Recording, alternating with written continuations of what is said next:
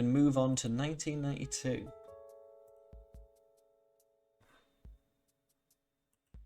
Load. This is where I need to work out which one it was because we've done quite a lot here.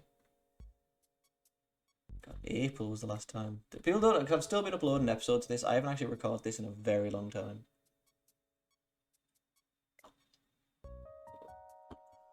What's that? Monday, 14th of April. Tuesday, 1st of April. Alright. So what's this? Smoky Mountain, Rings, Land's End. Land's End we might also do a bit more of. So it's this one. So we have WWF Superstars. No one gets the night off. Where was our last show? Let's work it out and then we can sort out breakfast time. So where are we at now? 4th of July.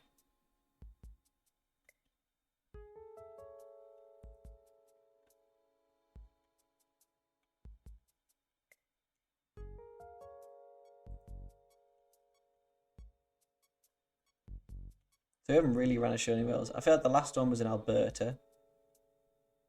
29th of June. So I think that would have been last week. Let's go to... Let's just start in Tri-State. Great Lake. Pick best option. Boom. Booking team meeting. Who do we have? Let's go with Ross Hart. That is fine. Myself and Ross Hart had some very positive interactions.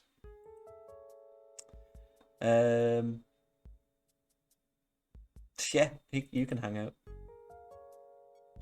Kevin Von Erich was not happy with Tony Gurria. Fritz was not happy with Tony Gurria. Gorilla has been passing on tips to his son. Dynamite Kid and Viktor Baryshnikov had a blazing argument. Jerry Gray, Skinner ran some drills for Jerry Gray. The Wits pulled a rib. And that's the end of that. So I think I'll quickly get that breakfast in and we can start with 92, just see what the general crack is. Because a lot, I honestly haven't done this in a very... Why did we lose 2 million? Why did we spend that much on workers? Have we hired a lot of people? Ticket prices were also a lot lower. Do we not run a pay-per-view? I guess seemingly not. After WrestleMania in April, whole of June was without a pay-per-view.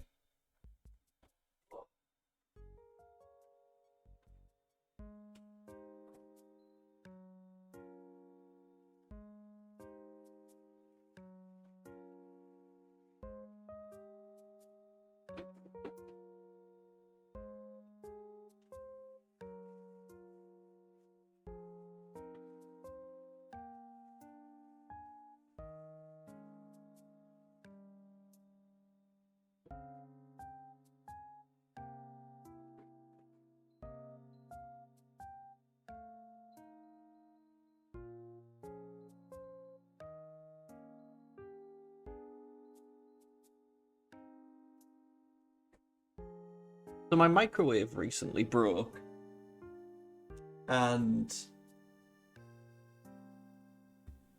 I batch make a bunch of like breakfasts and lunches and stuff like that.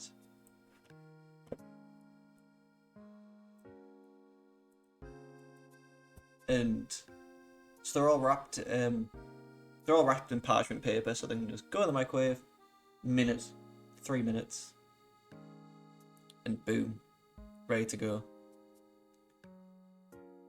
Sadly, microwave broke, so I'm trying to figure out what's the best way to do this in the air fryer or the oven. Neither has worked out very well for me. So if we check, we're booking Superstars. Superstars is the main show, surely.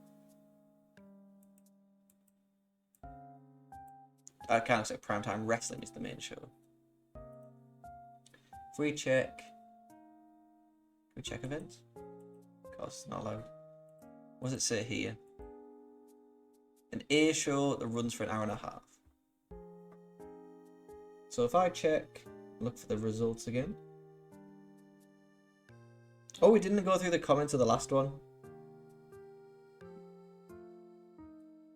Oh no, the comments are for the next show. That's fine. WWF Superstars. 4th of July 1992. Perfect. Your hosts tonight are Vince McMahon and Mr. Perfect. So is there any way I can work out what's generally going on?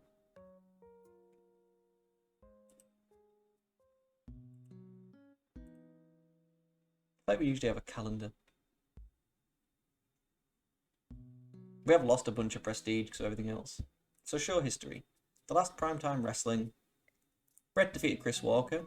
Shawn tells the audience he is better than them, which is why he's in the WWF. Bulldog defeated the Wits. Slaughter is happy to have his country back and warns the Mountie to look out for him. Gene Okerlund's update segment replays footage of Tatanka on his local reserve. Dynamite Kid defeated Mario Mancini. Okerlund interviews Nails, and Nails says that he reversed the rules on Bossman. Kevin, Animal, Owen and Hawk, and Kerry defeat Skinner, Ronnie D, Mike Anthony, Jerry Gray and Haku. Tito says there's a lot of wrestlers that he doesn't like in the WWF, like Shawn Michaels. Shawn and Martel defeat Bryan Adams and Tom Davis. Replay of the Superstars segment, where the Legion of Doom and Paul Ellering find Rocco. The Mountie defeated Marty Jannetty. The Undertaker warns Berserker that one does not call on the Reaper. And Savage defeated Earthquake to retain the title. We then get a Razor Ramon vignette from Superstars. That's Wrestling Challenge the B-Show. And on Superstars, Bulldog defeated Barbarian. Tatanka tells kids he is coming for Martel and wants his feather. Nasty Boys defeated Bill Jordan and Steve Wild. We have a high energy promo telling the Nasty Boys are in for a big surprise. High energy is Marty and Owen. Kevin defeated the Warlord. Vince plugs Battle of the WWF Superstars. Berserker defeated Hillbilly Jim. Berserker and Fuji threaten the Undertaker. Nails defeated Virgil. We got another Razor Ramon vignette.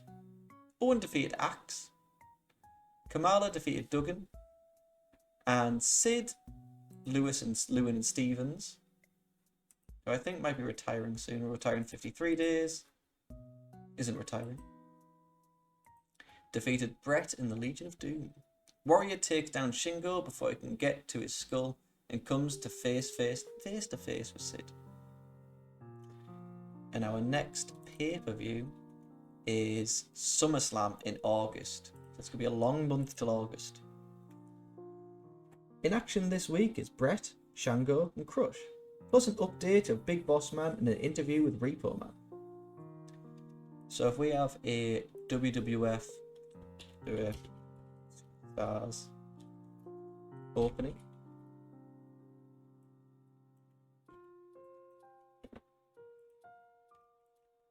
It's a hype pre-taped video, 1 minute. Bobby, Bret, Gene, Hogan's filming, I believe. Savage, Flair, Piper, might also be filming. Sid, Ted, Warrior, Taker. That's fine. We can make it unscripted. Do we know primetime wrestling opening, wrestling challenge, Superstars? So if we go to absences, Brutus, that is the air frying. Brutus has a fractured cheekbone until January 93. Butch is out for the next year. Dino Bravo out for the next year. Hugo Quirrell is away filming. Hulk Hogan's on vacation for the next 66 days. Kato injured for the next year. Kerry is in rehab. And Kevin has a bruised pectoral muscle. Mr. Perfect has a back injury and Piper's away from him for the next year. This is wholly upsetting.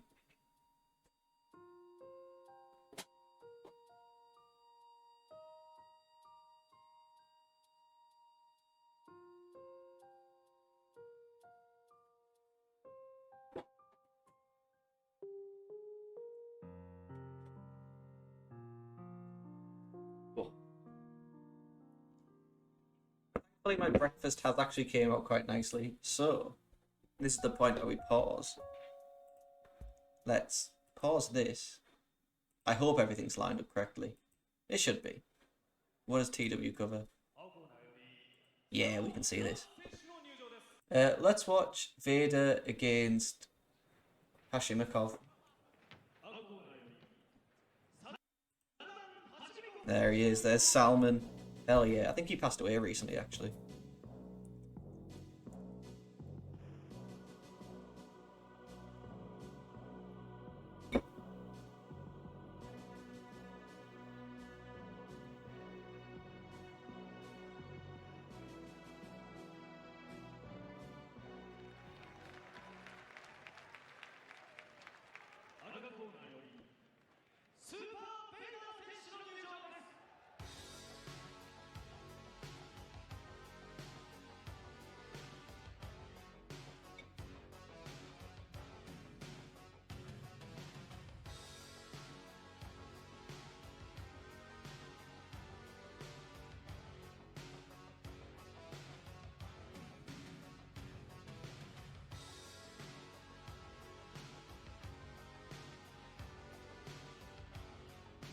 But Vader is such a beast. When was this? 1994, so in 2 years' time.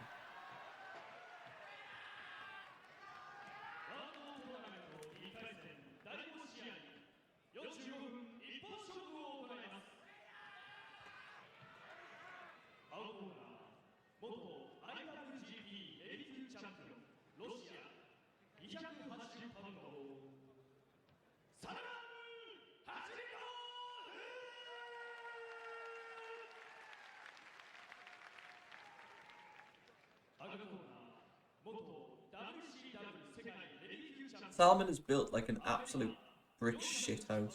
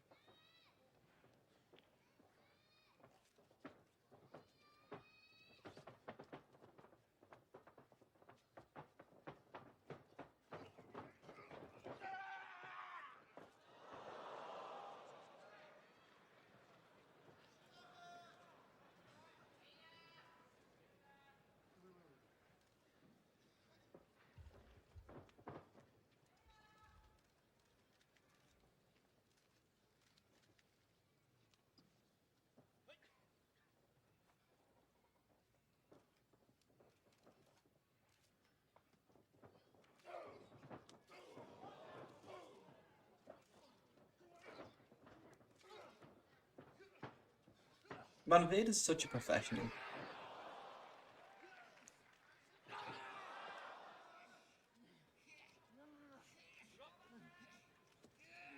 Because those punches did look good, but I feel like you can just about see him like holding back. Also, I love this era of wrestling, of like shooty boys, kind of. Like, because Salman, I believe, was like a straight up Russian Olympian. Or at least an incredible freestyle wrestler in Russia. So just, you don't see it much more out of like that new guy that's joined New Japan, of like this stuff happening and these kind of people coming into the sport, wrestling for a couple of years and dipping. I miss it.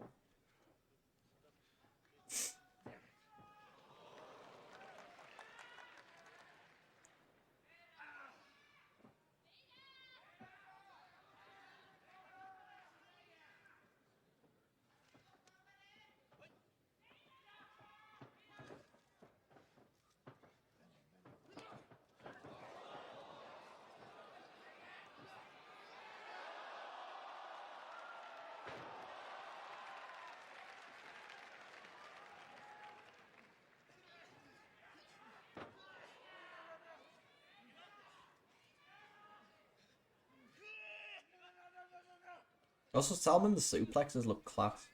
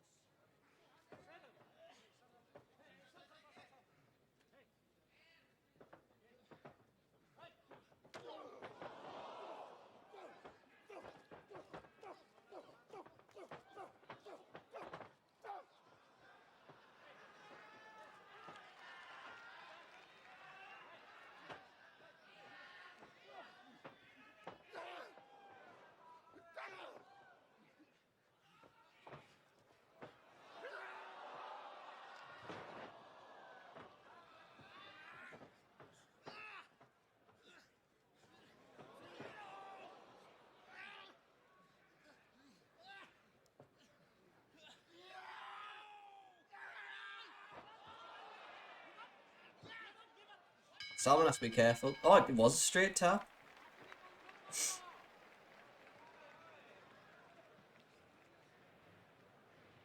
I was literally just about to say, he has to be careful, because that's going to look like a tap.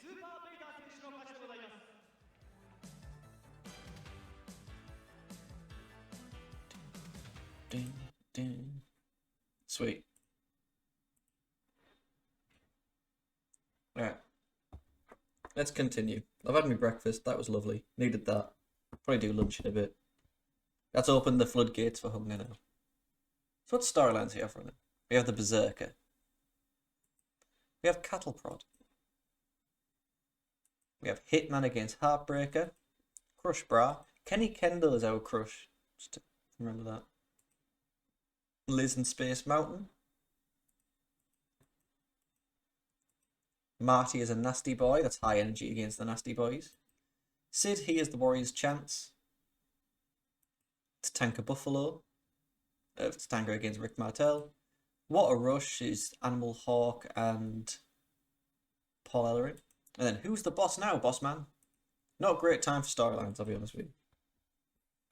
So we have the Superstars opening, and then we're straight into High Energy against Bob Bradley and Joey Milano.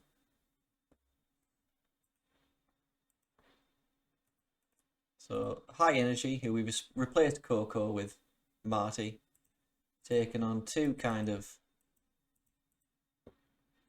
take on Ronnie D and Jerry Gray. Have we done this match? Oh, shockingly no.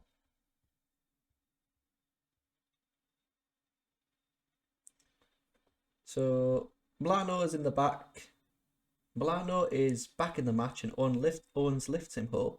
So Coco can hit a missile dropkick, then Owen uses the jackknife for the win in like a singular minute. Let's do 3. Oh, the music has stopped. Boop, boop.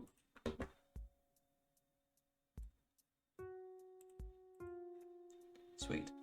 Owen Hart goes over. Job's a good one. So the Nasty Boys are in an inset.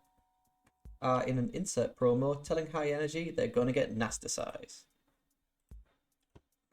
The Nasty Boys tell High Energy they're going to get nasty-sized.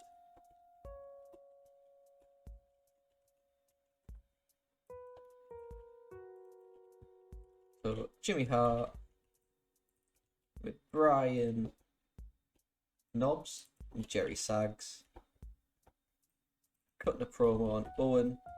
I guess character development since they're wrestling, and Marty. 2 minutes should be fine.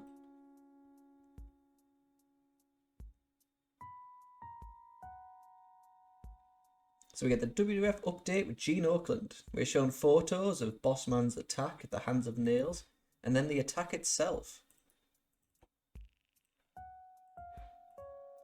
WWF update with Gene.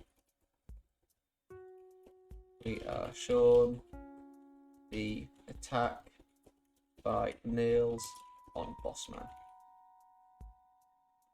Bossman says he will return because he cannot let trash like Nails take over.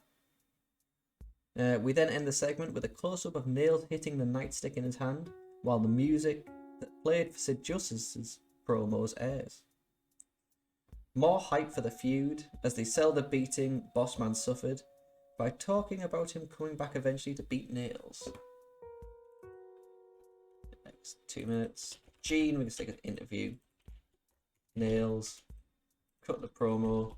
Big Boo Man, cut the promo. 3 minutes. Backstage interview. That's fine. We then get Rick Martel against Jason Knight. Knight is in fact Jason of ECW. And we get a promo from Martel after. So Rick Martel, solid heel. Has he been with us the full time? Yes, we've only been in 92. Rick Martel beating unimportant face male. He can beat Brian Costello. It's a 2 minute match anyway.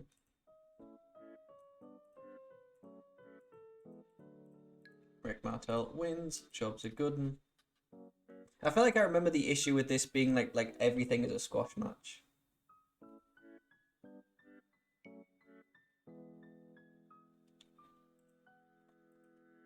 Martel puts a promo on Tatanka, telling him it was easy to embarrass him.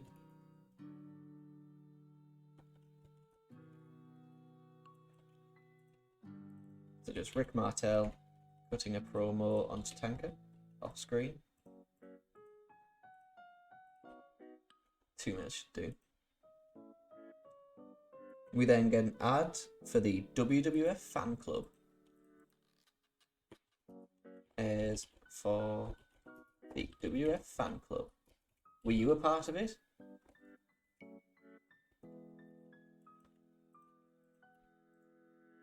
Let's just stick the major boys in. I feel like both Sid and Warrior were meant to be gone by now as well. Hi. So I'll have to try and remember everything that's going on. We then get Crush against Kerry Davis. Crush gets a quick win in a minute. Our Crush is Crush Kenny Kendall. He gets a win over... Where is Kenny Kendall? Is he here? Don't tell me he's well known. Oh, no, let's get him against heel, men's. He can beat the Wits in a minute.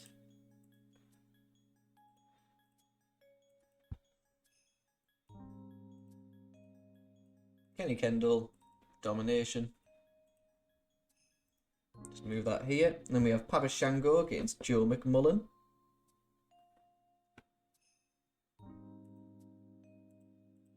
Once again, quick, easy win for the Shangonator.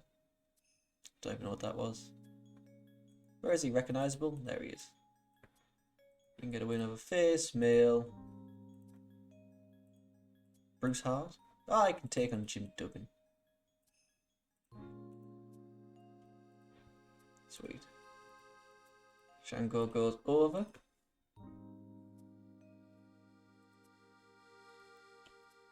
Duggan is shown touching his chest. Start. McMahon mentions the Shango curse.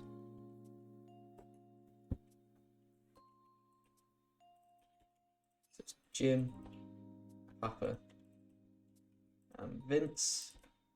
A little 2-minuter. I always like to have my stuff be match angle, match angle.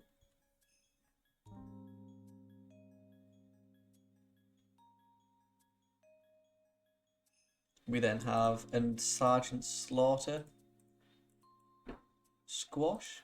You can go against heel, male, Bill Tab.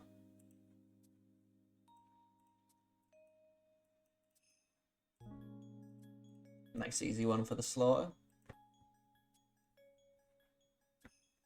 Gene Oakland welcomes Repo Man.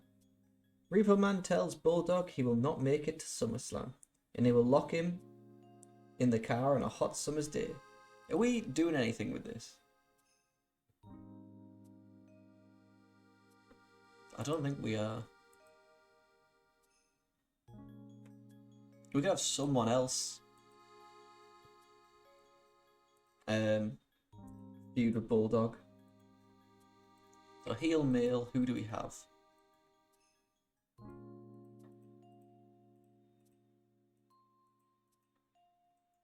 Dynamite Kid. Mark Lewin. Oh, Busick. Angle.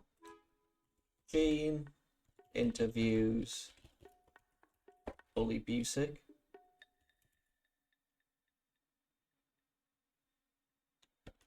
Who tells Bulldog he will not make it to SummerSlam.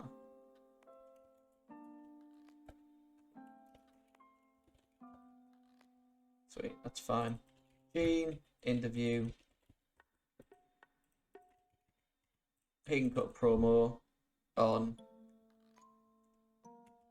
British Bulldog, or is it the British Bulldog? Nice. Just in the ring, interview. 3 minutes will do. I'm not doing a Repo Man British Bulldog feud. We then have Bret Hart against the Wits.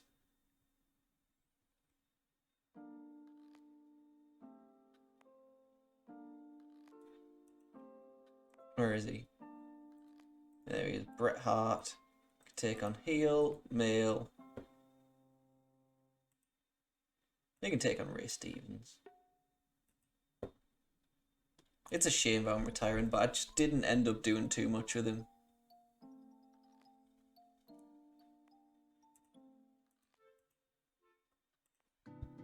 Ten minutes should be fine. Bret goes over. We can get him another IC title.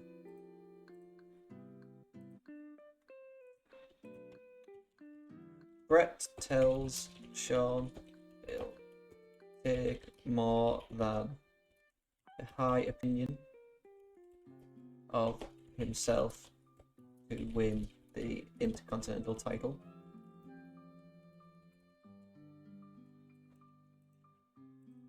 Bret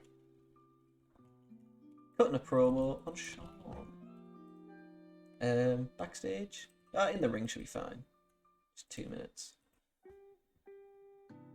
We then get another vignette of Razor Ramon.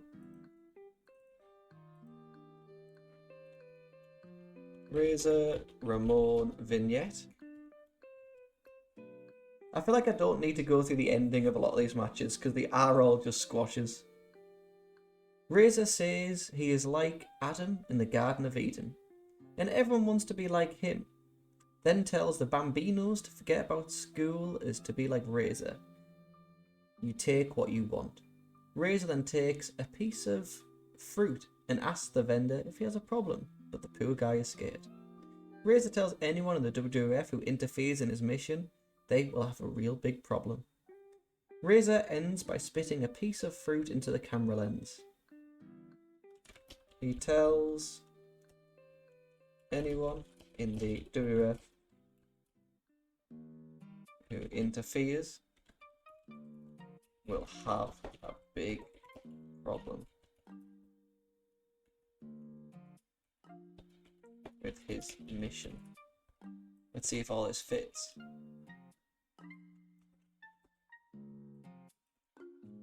Perfect. Just a general Razor Ramon, cutting a promo, outside broadcast, 2 minutes, pre-tape video. Happy with that. We then have the Beverly Brothers, who I'm shocked are still going, against Scott Taylor and Phil Apollo.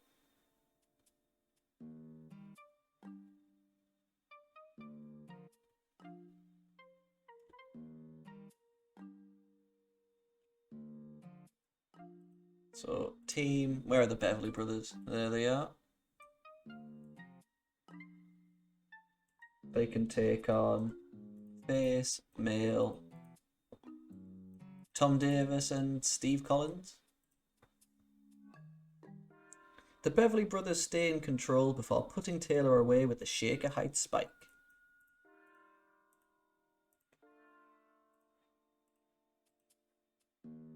Angle. After the match, the Beverly Brothers paint LOS across Taylor's chest and then add the animal wig.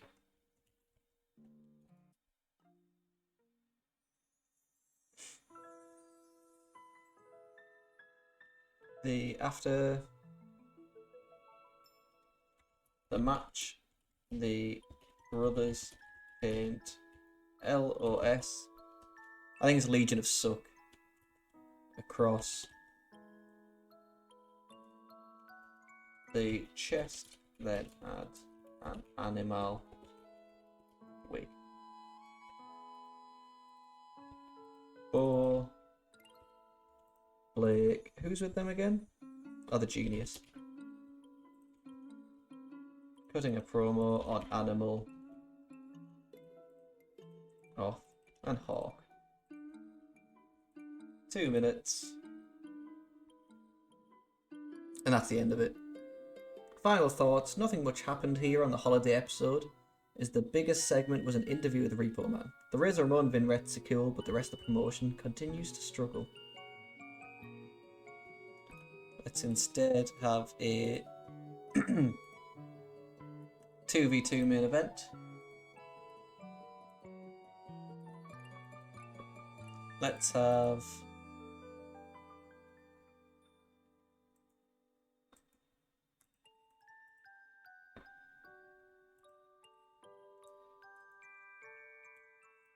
Randy Savage and British Bulldog take on heels. What has Sid Justice been doing?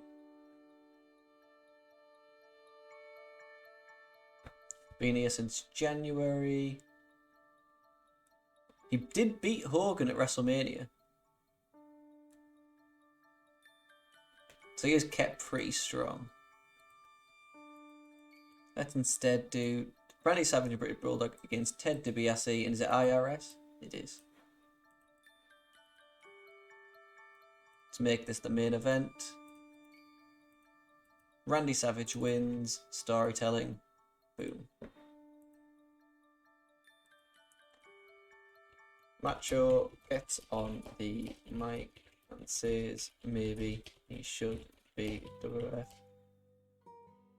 World and Tag Team Champion. Is he World Champion? He is, yes. Randy, cutting a promo, Ted, IRS, British Bulldog.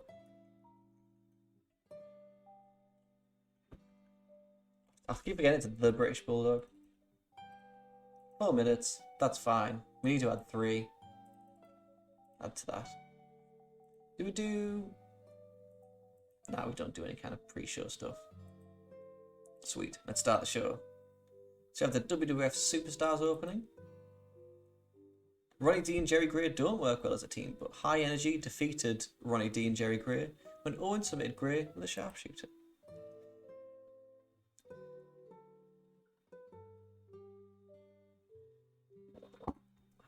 The Nasty Boys tell High Energy they're gonna get nasticized. WWF update with Gene as we're shown the attack on Nails by Bossman. Let's have this match. Work the crowd. Boop. Yep. Let's have this match. Lift the crowd. Have this be a wild brawl. Let's have this match steal the show. Extremely short match. Martel defeated Costello in 2:28 with a Boston Crab. Martel cuts a promo onto Tanker, telling him it was easy to embarrass him. In an extremely short match, Kenny Kendall defeated the Wits in 1:27 by submission. Duggan is shown clutching his chest at the start. McMahon mentions the Shango curse. In an extremely short match, Shango defeated Duggan in 4:49 with a voodoo driver. An ad airs for the WWF fan club, and Slaughter defeated Bill Tab in 3:10 with a Cobra clutch. Gene interviews Busick, who tells Bulldog he will not make it to SummerSlam. In a bout which had great heat and good wrestling, Hitman defeated Ray Stevens with a sharpshooter to make defense number 4 of the Intercontinental title. Brett tells Shawn it'll take more than a high opinion of himself to win the Intercontinental title. Why am I spelling everything wrong? To with. Razor Ramon vignette. He tells everyone in the WWF who interferes with his mission will have a big problem. In an extremely short match, the Beverleys defeated Steve Collins and Tom Davis when Bo pins Shake Hide Spike. After the match, the brothers paint Legion of Suck across the chest and then add an animal wig. In our main event, in a bout which had fantastic heat and great wrestling, Savage and Bulldog defeated Money Inc. when Savage pinned IRS with a flying elbow. Macho gets on the mic and says maybe he should be WWF World and Tag Champion. Nice. 7 regions, job's a good one. Hell yeah, hell yeah.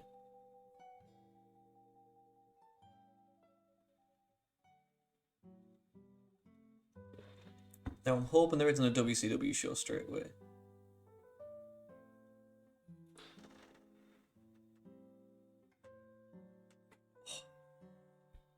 I keep stretching my back out on the chair and it feels nice. But it is quite a loud chair.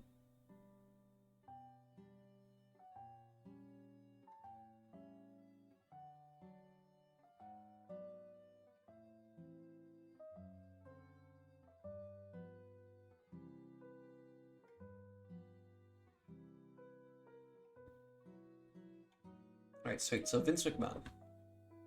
What's going on? Ross Hart thinks Fritz can't sell. Oh, we also did Saturday Night and Power Hour. Saturday night, banger of a show. Power Hour can probably be cancelled. So if we go to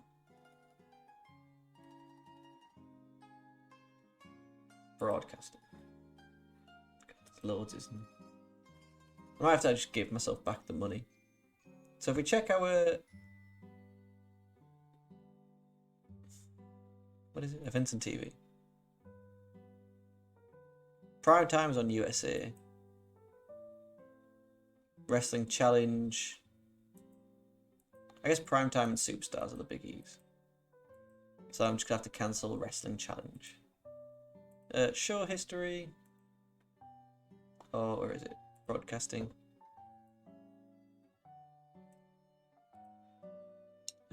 Cancel deal for Wrestling Challenge.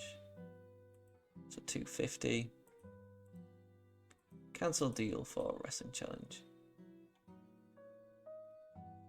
275.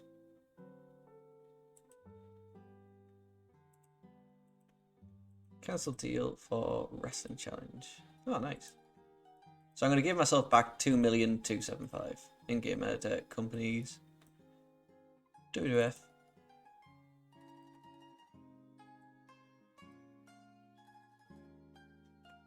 Let's just round it off, I don't know.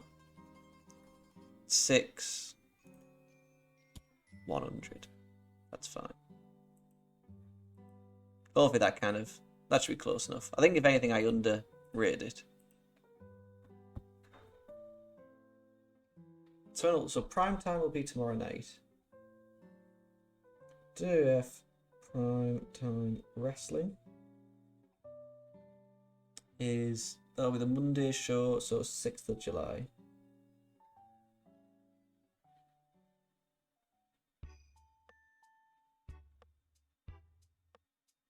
Ooh. I mean, we do get Monday Night Raw first. At the start of 1993.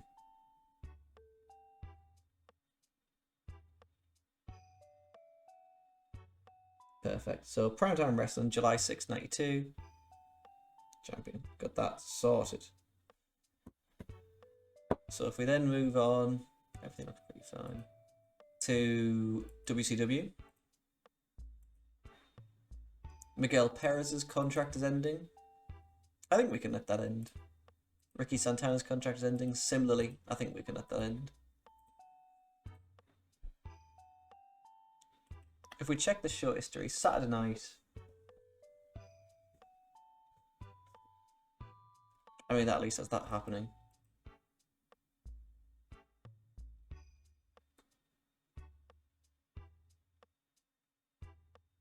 I don't know how much we actually need main event. If I do WCW main event. It does run till January 98. So WCW Power Hour we can get rid of. Broadcasting. TBS. I would like to cancel Power Hour. 275. Nice. Nice. Perfect. So each one has 2 shows. In-game editor. WCW.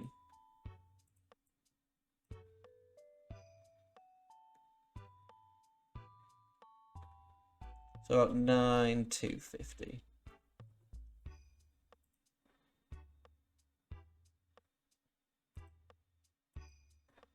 Perfect. And if main event gets too difficult, so what's next? So WCW main event is tonight. WCW main event, July 5th, 1992.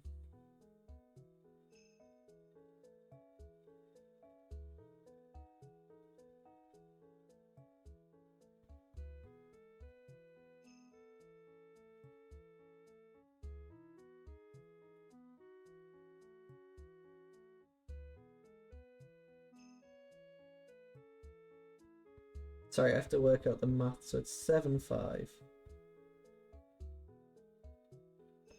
What happens here? 7-5. Features Tony Schiavone and Magnum TM commentary. Include the majority of the match from Bash at the Beach.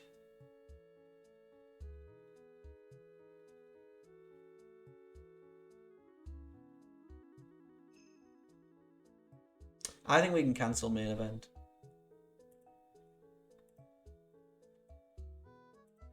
So, Power Hour was a B show. Main event is also a B show. I'm just going to get rid of main event. Because of that, we've done like 86 shows. So, World Championship Wrestling was eventually renamed to Saturday Night. Which I might change it back. So I said WCW Saturday Night.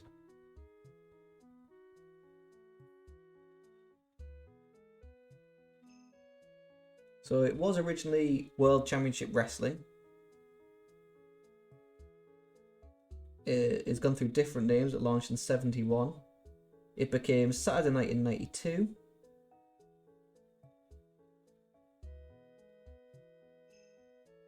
Although initially the anchor show of TBS-backed wrestling, The September 95 premiere of WCW Monday Nitro. Change that. So it's also known as Georgia Championship Wrestling, World Championship Wrestling, WCW Saturday morning. Now I'll keep Saturday night just because it'll be easier.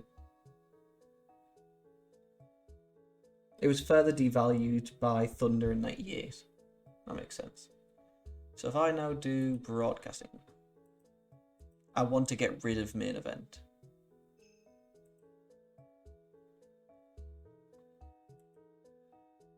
Cancel deal for main event. 275. Perfect. So we only have Saturday night. Companies.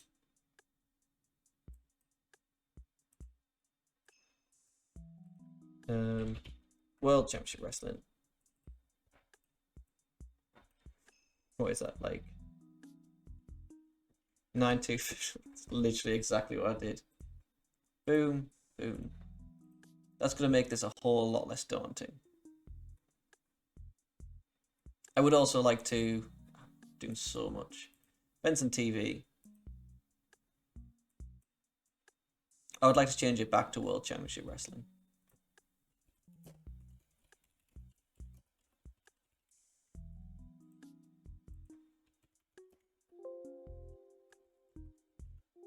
WCW. Yeah. I want it to be a bit more old school.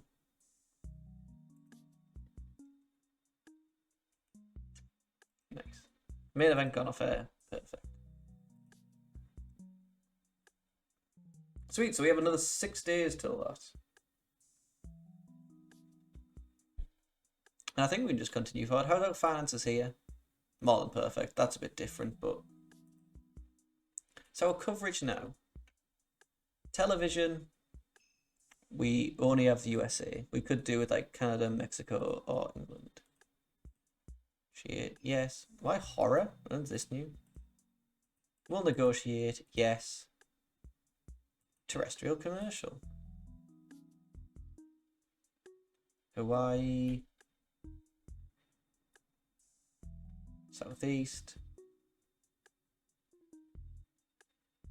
A little bit of Canada, Southeast, Great Lakes, Southeast, Southeast. Alright. What about cable commercial? America.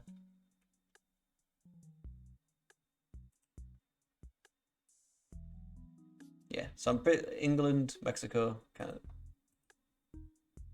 We'll negotiate, yes. Coverage in Canada. PBS is a public network.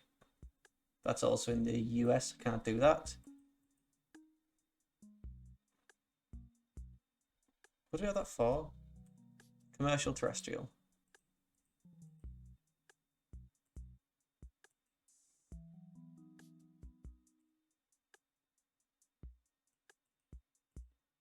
I have events on there. Alright. Negotiate new deal for World Championship Wrestling. Late night. 9 months, that's fine. Mexico? Nothing. British Isles. Is that events I have there? It's a new deal for World Championship Wrestling.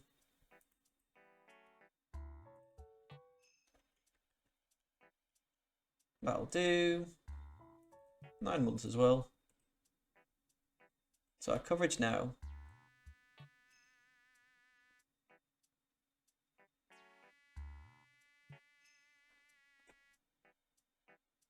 Events, nothing in Mexico. TV, a little bit in Japan. What's our TV in Western Europe?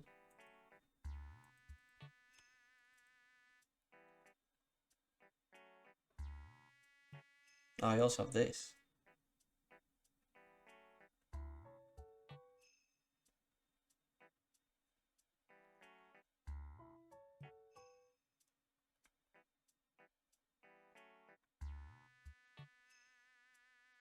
I could just also get events on here. 6 months.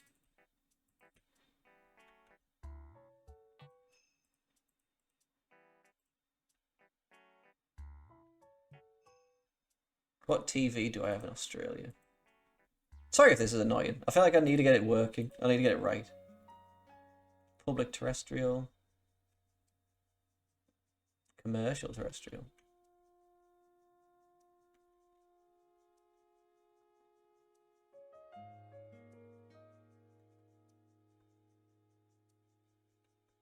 That is medium risk. Let's get on. New deal for events. 6 months. Late night. Nice, 30%. So the only thing that's kind of different is no events in Japan. Do you have any kind of... Just that? Alright. Oh, the rest is fine. So I guess just to go into the next show. I don't know what else would be the case.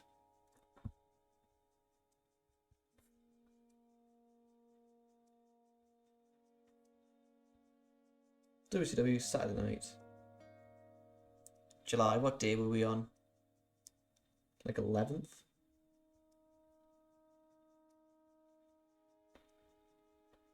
Is that the next one? July 11, 92, hell yeah.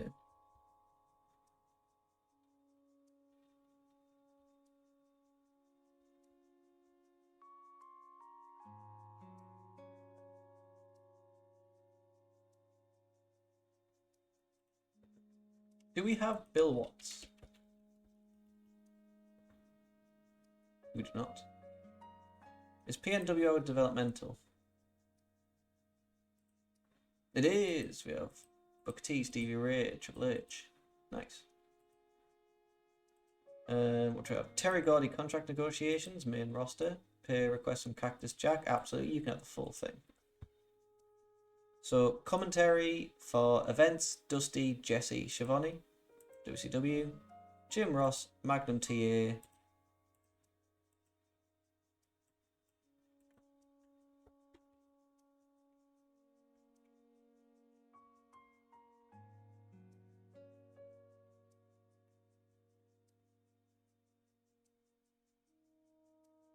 everyone have very low experience.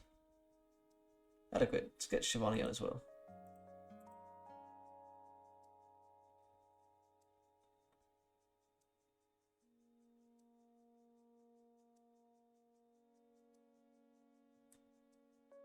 Perfect. Happy with that. I wouldn't mind also changing the WCW logo to reflect what we're going for. World Championship Wrestling.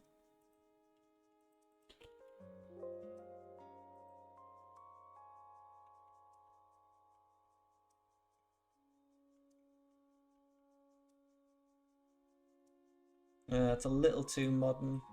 Do quite like that one. I think I prefer that one more. WCW 90. Nice. Sweet. Sweet. Happy with that. Let's continue advancing to the next show. Change the WWF.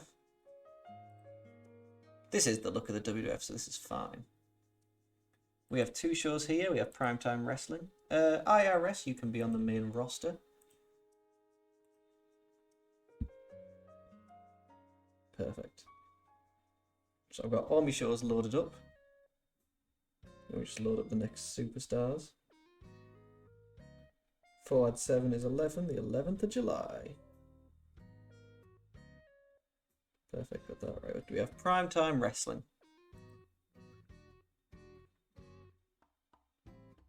Vince McMahon moderates tonight's panel of Hillbilly Jim, Bobby Heenan, and Mr. Perfect. Randy Savage joins as a guest panelist. Savage comes into the studio like a ball of energy, telling Perfect that he cannot be handled, and Heenan is not as smart as he thinks. No one gets the night off. This is the start of the week. Yeah, Monday. Let's continue back to the Great Lakes and we'll cycle around. Ripper Manson requested to hang out? No. Gorilla Monsoon has been passing tips to his son. Bruce Hart has been passing tips to Owen. Ted has been talking to the Warlord and has had a degree of influence over his behaviour. Skinner ran a drill. Rene Goulet pulled a fun rib. Nice. Primetime wrestling. So angle. WWF Prime Time Wrestling opening. Height, pre-taped, video, 1 minute.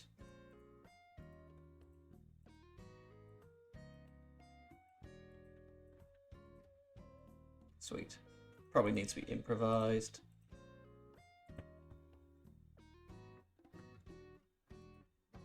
Savage.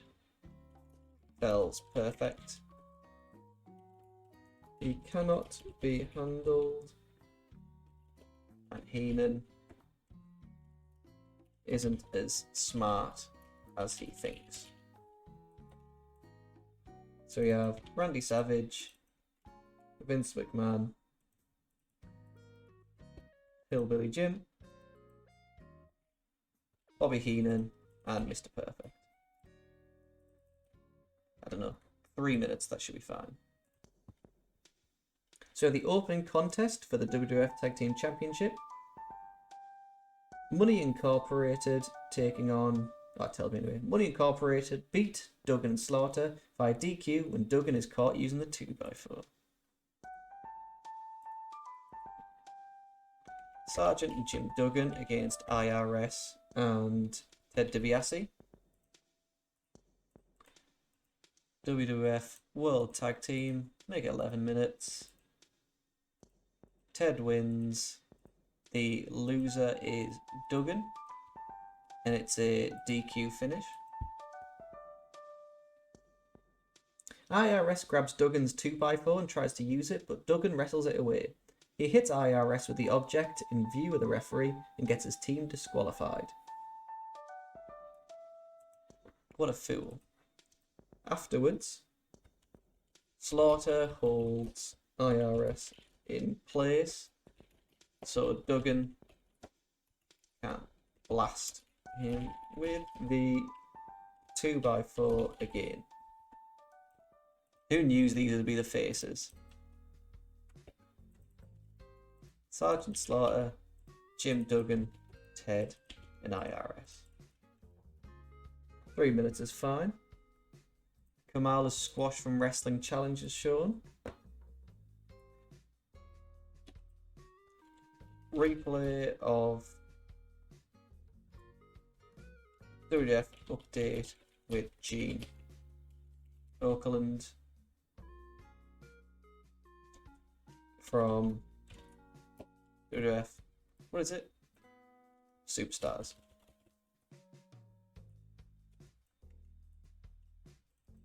So just Gene, interview, Big Boss Man, cutting a promo, same with Nails.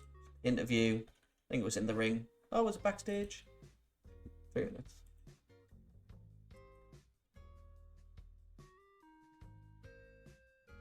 Heenan is on the phone with Ric Flair and passes it to McMahon, who hangs up on the former WWF champion. The Undertaker's squash is shown, Rick Martel's squash is shown.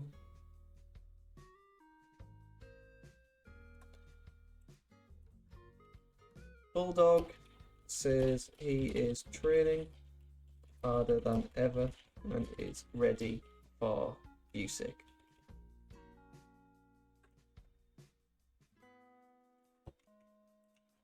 Storyline.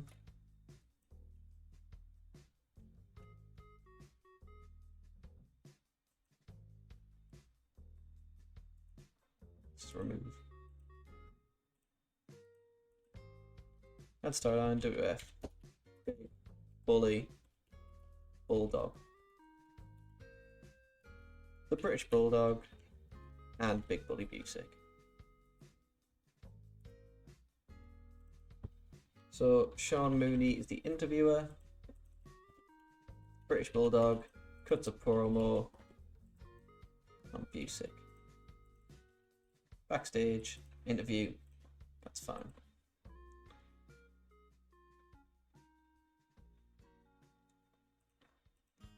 Heenan says that Lex Luger will be returning. Savage says he has no idea who that is. Oh, Savage. You do make it fun. Bobby, Randy, Lex, off screen. 3 minutes should be fine. We then have a 40-man battle royale. Which includes the Beverly Brothers, Virgil, High Energy, Skinner, Kato, Dwayne Gill, the Nasty Boys, El Matador, Joe Milano, Bob Bradley, Bret Hart, Tatanka, The Wits, Jim Brunzell, Sergeant Slaughter, Rick Martel, Money Incorporated, The Berserker, Rick Johnson, G.A. Gooden, Barry Horowitz, twice, apparently. Chico Martinez, Bruce Mitchell, Bob Knight, Jerry Davis, Jim Powers, Al Hunter, Scott Colantino, The Dublin Destroyer, Bob Starr, Barry Hardy, Nick Danger, and British Bulldog. Right. Battle Royale. Ugh. Add new match. 40. Standard 40-man Battle Royale. So the only ones to note are the Berserker.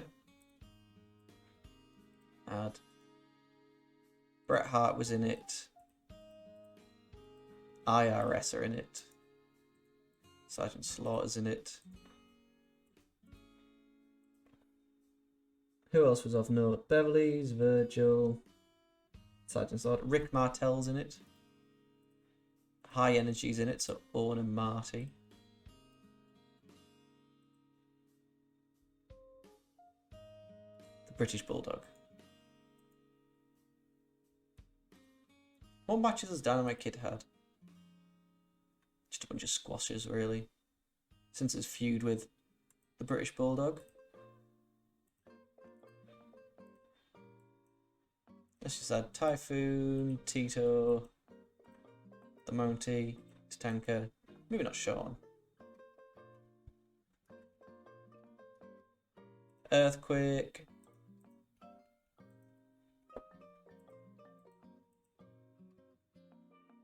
Brian Knobs, Jerry Sags. Maybe not Papa Shango.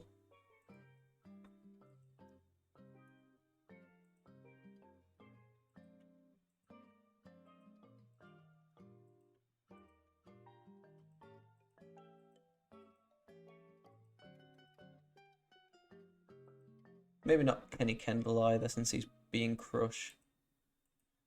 It's that Virgil. It's that Victor. It's that Salmon. Volkov. That's everyone. So Kevin Von Erich is injured. So instead, let's add...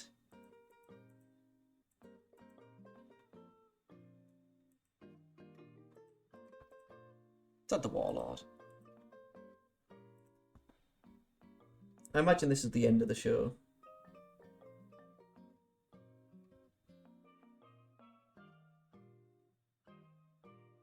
Skinner finishes dumping the Bulldog after getting some early help from the Berserker. Tornado throws lots of punches in an effort to fend off the two heels. Then heel miscommunication causes Skinner to try to toss Berserker. However, Berserker lands on the apron, then eliminates Skinner and the Tornado when they brawl near the ropes. If the WWF pushed the Berserker like this before he faced The Undertaker, this program might draw more interest. It's not even the end of the show. So let's go on 15 minutes. Is there a way we can have the Berserker win?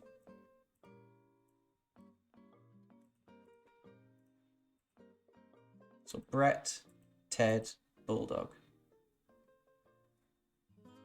If I keep strong, Brett, Ted, the British. Just Brett.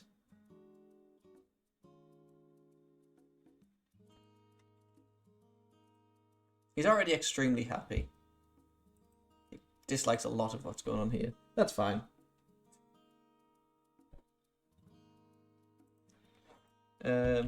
Auckland interviews the Ultimate Warrior. who says the voices of the warriors never die. Gene is the interviewer, and the Ultimate Warrior just cutting a promo on Papa Shango. And Sid, I think he's feuding with Psycho Sid. Backstage interview. Job's a good one.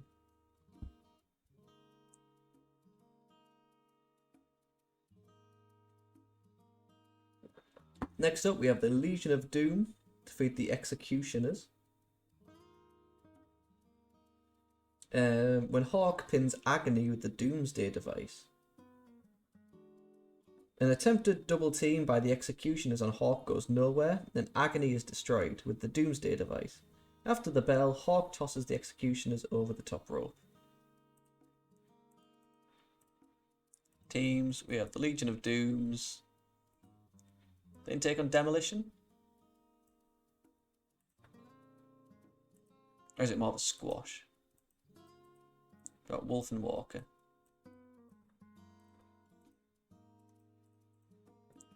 Animal. After the match, LOD toss the team over the top rope.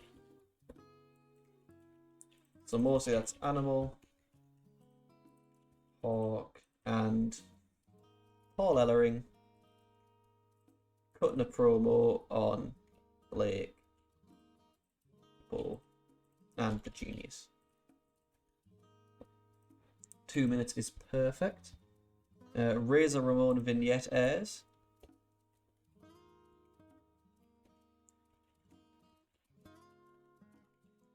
As he cuts down the competition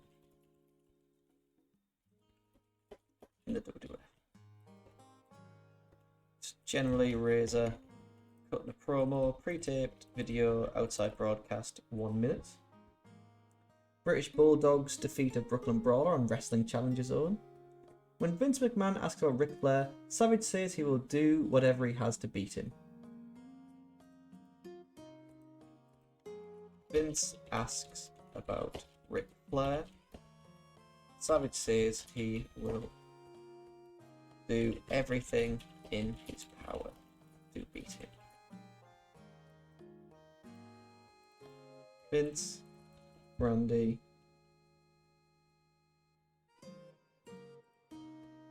put a promo maybe. Mr. Perfect is also there, tries to touch the world title. Character development, Ric Flair off screen. Then Papa Shango defeats Tito Santana after rolling through a flying crossbody. El Matador struggles to take Shango off his feet during his comeback, and Matador's trademark flying forearm only gets a 1. After that, El Matador goes to the top, but Shango rolls through it and wins. Tito and Papa. Not too long, not too short. Papa Shango gets the win. High Energy Squash from Superstars airs. And Nails beats Kerry Davis via submission to a chokehold sleeper in 1:45. After the bell, Nails keeps up his finisher for a few more seconds and beats up Davis with the nightstick.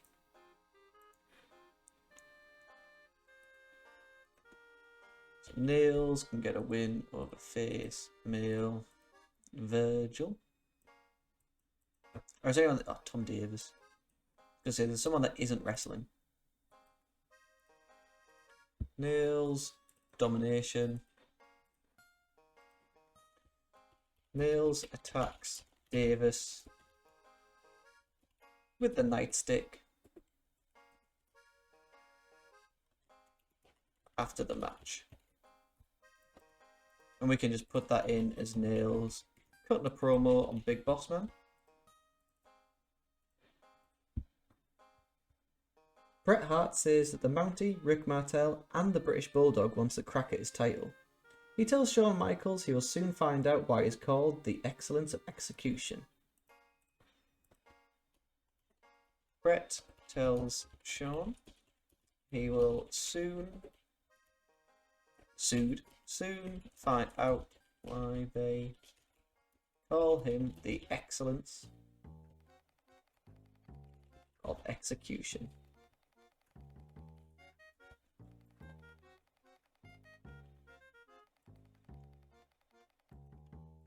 Perfect. Sean Mooney's the interviewer, with Brett cutting a promo on Sean. Backstage interview, 3 minutes. That's fine, it can be improvised. Papa Shango tells the Ultimate Warrior that his curse is more powerful than he thought, and he is not done with him yet. Shango tells Warrior his curse is strong. Thank you very much for the follow. I need to quickly check this. Mike Beer, man, let's fucking go. Hell yeah, boss. Thank you very much for that. I hope you enjoyed the little Tony Hawk's gimmick picture thing. Hell yeah, Mike Beer, man.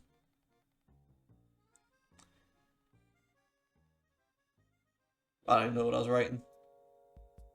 Papa Shango tells Warrior he curses strong. His curse is strong, and he's not done with him yet.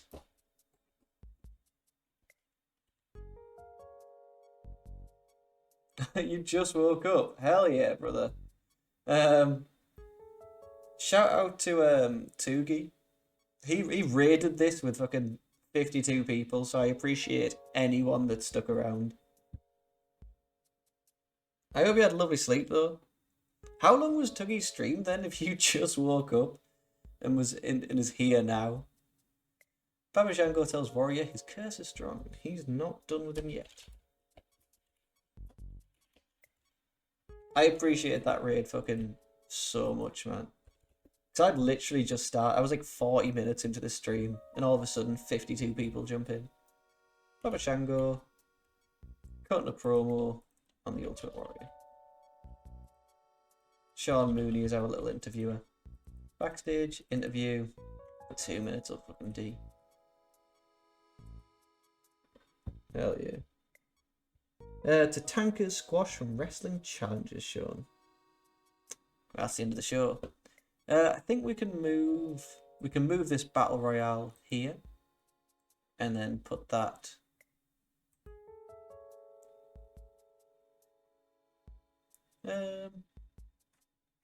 Yeah, we'll just put. He normally streams a few hours, depending if he's. Ah, that makes sense. I guess everything depends on time zones, isn't it?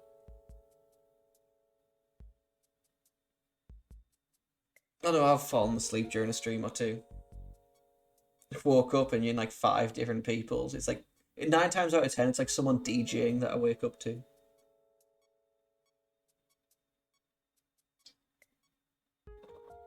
Well, I appreciate you at least staying in. That you being asleep for the stream has at least got like got me that little bit of morale whenever there's someone viewing.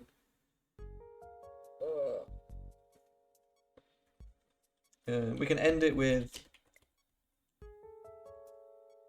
the Berserker calls out the Undertaker, and the two come face to face.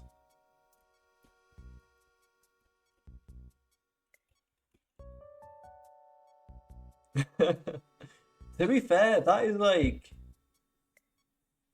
that's a pretty good gimmick, just hanging out in a stream.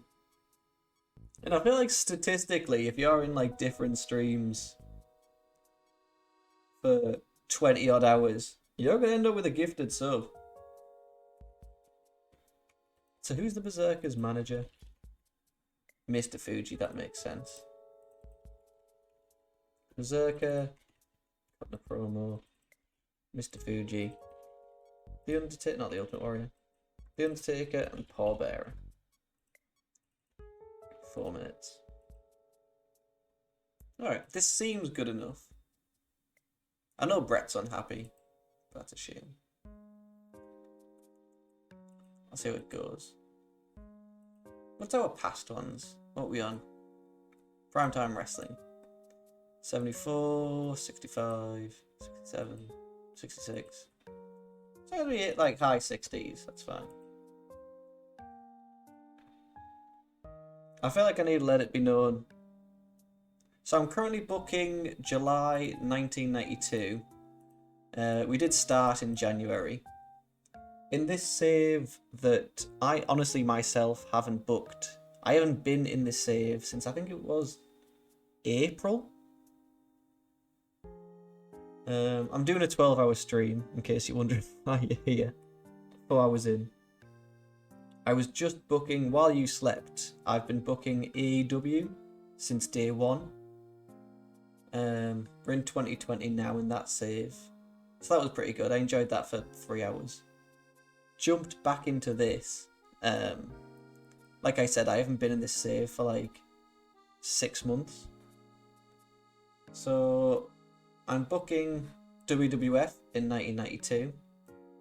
We were originally running 3 TV shows, and it just kind of got too much, so I've cut it down to 2.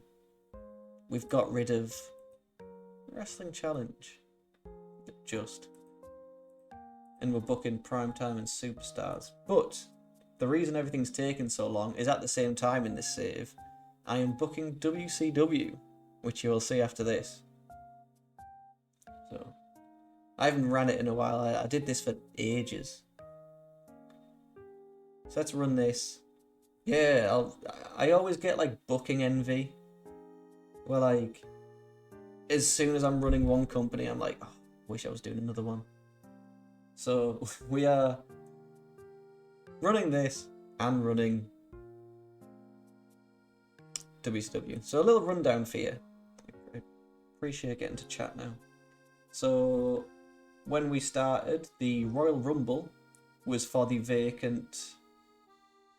So Hulk Hogan won the title, then vacated the title.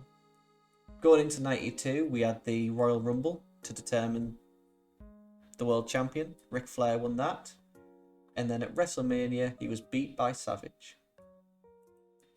IC, at the start, it was Brett. Brett lost it to the Mountie in a house show, who then lost it to Piper at WrestleMania, and now it's Brett again. King of the Ring was won. We haven't done it this year yet, actually. Oh, 100%. Hogan can fucking fuck off. I'm still obviously going to book him because it's 1992 WWF. Granted, he is out for the next year-ish. But yeah, Savage is a fucking man. Savage, Flair, Dusty. Oh. Ted DiBiase. Oh. Anyway. Royal Rumble was last won, obviously, by Flair. See, when I'm booking, whether it's AEW from day one on 1992, I like to follow what happens in real life, because I'm not creative, and then that's how I tend to get burnt out. So I have the actual results of this TV show, and I just book it, changing the odd bit. At the start of the save, tag champs were Animal and Hawk. It's now Ted DiBiase and IRS. What else? So, for example, with the little things that I'd like to change, we do have like Dynamite Kid came back. He had a little bit of a feud with Bulldog at WrestleMania. That's kind of now that I don't have a job for him, it's kind of fizzled out. But I like Dynamite Kid. The Von Erichs are here, though one's injured for 6 months and one's in rehab for 6 months. Huge roster that should probably go down. Current storylines is the Berserkers feuding with The Undertaker. Big Bully Busick is feuding with Bulldog. We have the Mountie against Sergeant Slaughter. Shawn and Brett. Crush. So Crush, instead of Brian Adams, is now a random jobber called Kenny Kendall. I don't fully know why I chose to do that, since we do have Crush on the roster. Flair against Savage. High Energy, instead of being Coco Beware, is Marty Jannetty. I have a soft spot for Jannetty. Sid, Shango, and Warrior are feuding. Tatanka's feuding with Martel. The Beverly Brothers are feuding with the Legion of Doom. And Nails and Bossman. We're in the Nails era of wrestling. So we have the Primetime Wrestling opening. Savage tells Perfect he cannot be handled, and Heenan isn't as smart as he thinks. Ooh, Vince McMahon has a gimmick that's getting stale.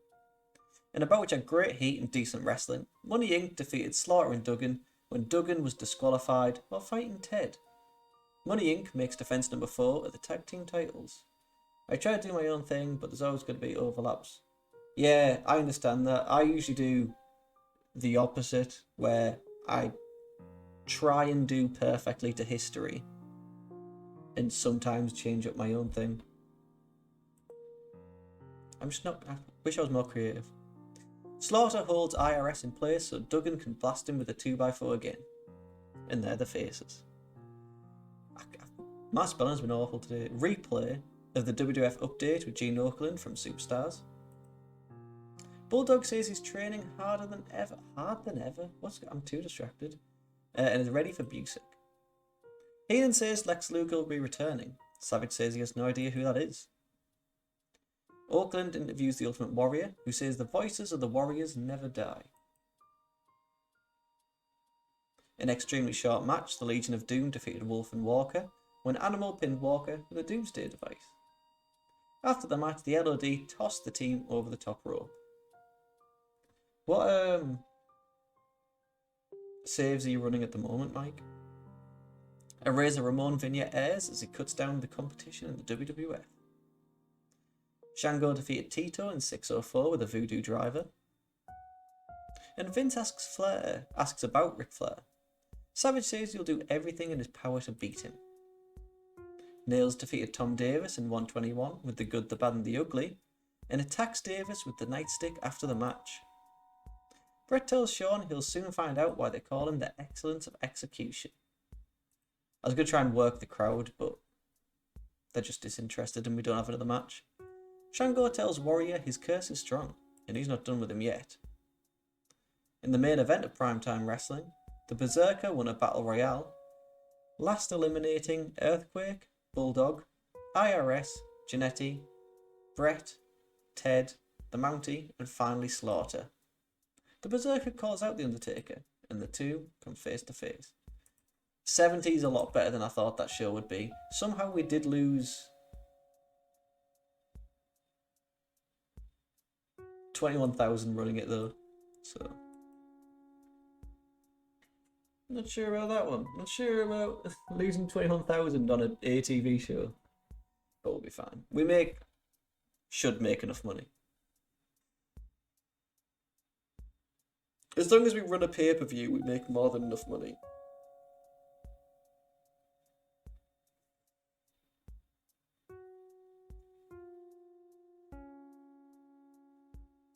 Oh, hello, have you woken up now? No? Missed you. God, I love my cat.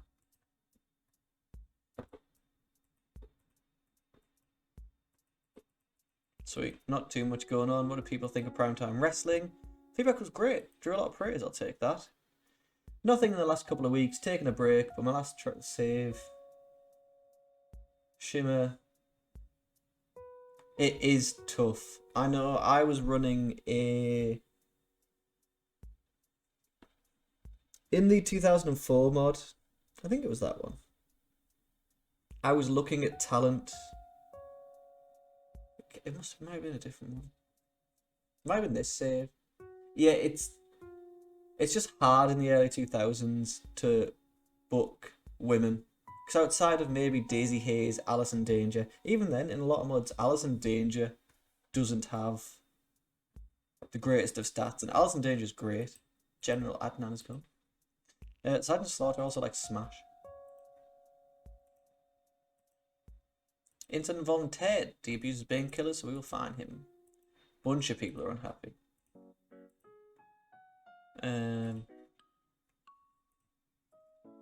Sweet. So if I move over WCW for you to see it, Scott Norton now relocates to Kanto. So originally, The reason I haven't ran this save for the longest time is just like I've been dreading the amount of work it is. Because both WWF and WCW, I think, had like 3 TV shows. So in this one, we've ran 88. So we had Power Hour, World Championship Wrestling, and Main Event.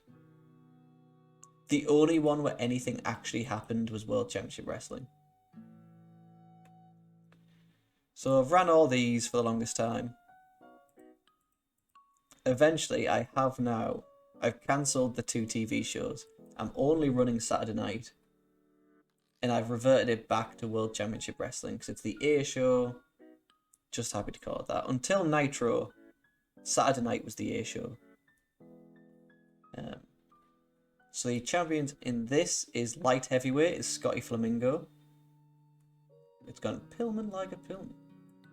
United States heavyweight is Rick Rude. Great lineage on this title. United States tag team is Hayes and Garvin. We do have the odd pairing of Ron Simmons and the Great Muta. I just want to point that out right now. Heavyweight is currently Sting. It was Flair. As we all know, Flair left with the title. Now, Luger has it. Oh, sorry. Then Luger had it. Now it's Sting. That was a team I made of Simmons and Muta. So the person that did originally win with Ron Simmons was Big Josh, also known as Matt Bourne. I just like, as much as I don't mind Big Josh, I love his gimmick of coming down to the ring with bears. But we have Muta on the roster. I wanted an excuse to use him. So I'm more than happy with that. So then, yeah, World Heavyweight Sting, World Tag Team, the Steiners, love it. And then television, Steve Austin. Storylines include Let's Get Dangerous. The Dangerous Alliance are feuding with like Steamboat, Dustin, Wyndham. There's kind of a general light heavyweight feud going on. Tracy Smothers is kind of feuding with Pillman. Scotty Flamingo's the champion. We're crowning, there's a tournament, which I'm going to really struggle to remember this. Tournament to crown the new NWA World Tag Team Champions. And this is it. This is the tournament.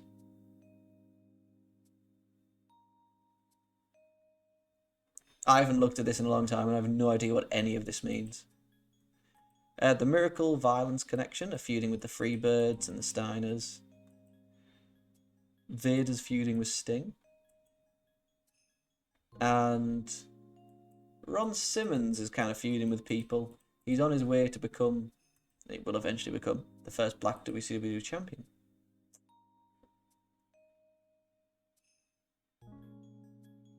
Nice. WWF. Ooh, New Japan are changing their style to respectful wrestling. We don't have a developmental, do we? Oh, we do! Forgot we did. Yoko's in it, Val Venus, Marcus Laurinaitis. I had the Legion of Doom as my tag champs. One of them got injured for a year. Oh, that's madness. The same thing happened with me. In my AEW save at the start, both Matt Jackson and Phoenix both got injured for a year. So instead, I had to do the Hung Bucks and have Adam Page and... No, Hung Bucks is separate. We had the Golden Bucks. Kota Ibushi teamed with Nick Jackson for at least the start. And Bandido teamed with Penta as the Mexa Brothers. Just because I needed to kind of level that out. I was like, I can't run an AEW save without A, the Bucks, and B, the Lucha Brothers. Let's continue to the next show. Jerrito Estrada, is that like a mini version of Jerry Estrada?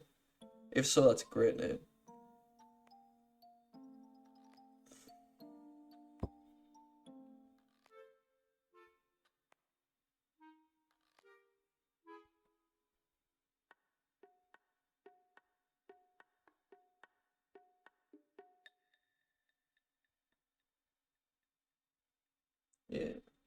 Sabu and like the idea of Sabu and Animal, like I love a big man, small man tag team. Like Rey Mysterio and Batista, I love it. Dirty Dick, heel main roster, I imagine.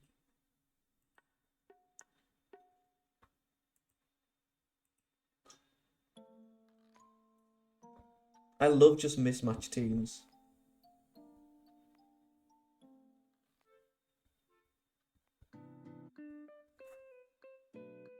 I also really like the gimmick. I was talking to my hairdresser about this recently.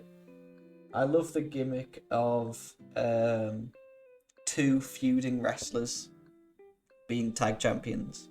So like when I think it was John Cena and the Nexus were tag champs, and again John Cena and Shawn Michaels were tag champions.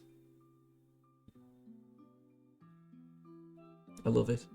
Oh, when tag champions do start feuding, like Adam Page and Kenny Omega.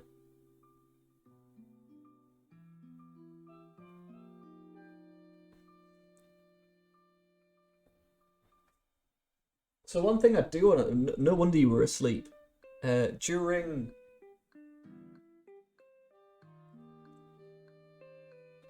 So, with signings in this save, I will either try and like shoehorn someone in onto a TV show and just kind of book them on the side, try and come up with my own feuds. Oh, sorry, my cat's just stepped on my keyboard. Yeah, I'll either try and create my own safe in between what's going on, or it'll just be a case where like I've hired them to replace another wrestler. So like say for again, all I'm using is AEW as an example. In my AEW save, I don't really want to use Jimmy Havoc, so I've just kind of someone to just fill his slot. It's the same with injuries, like if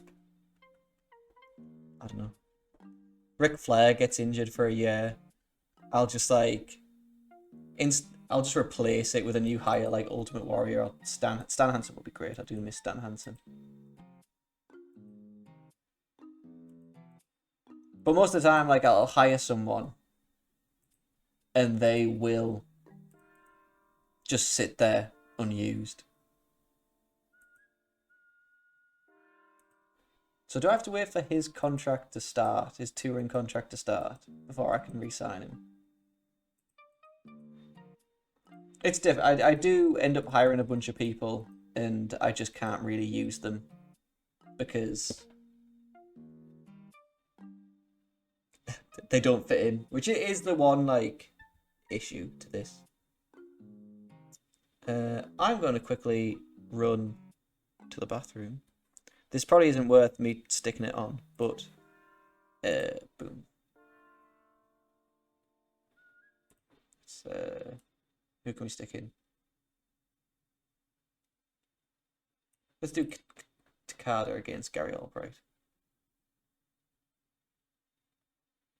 We don't need any gimmicks.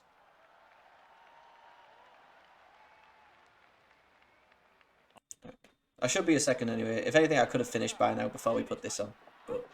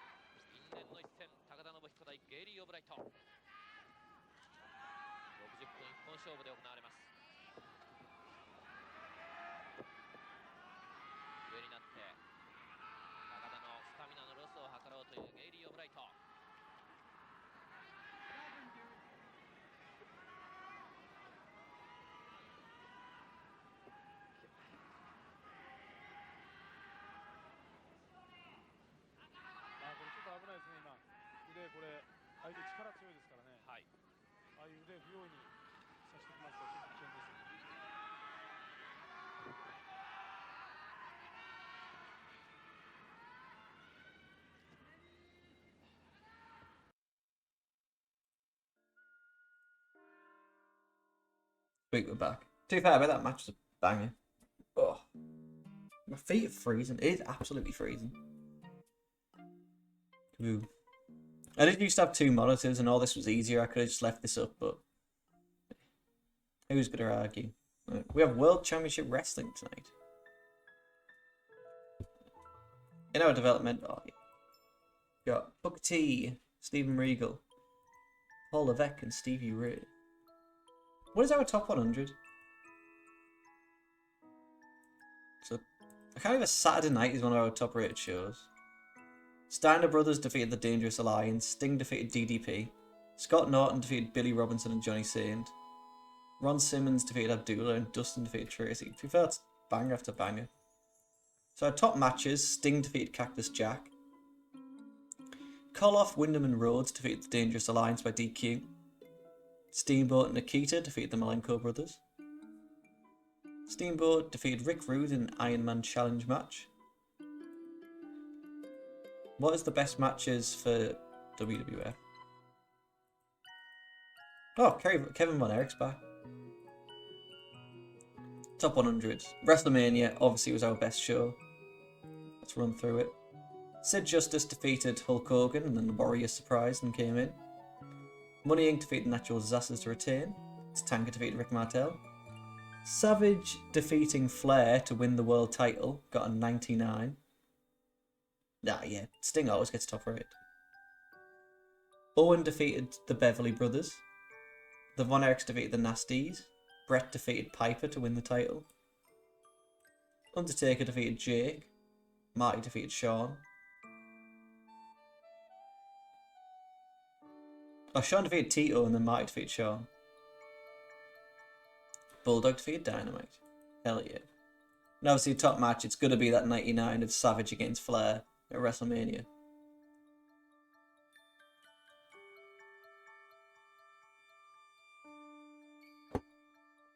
Bret Hart, man, dominating this.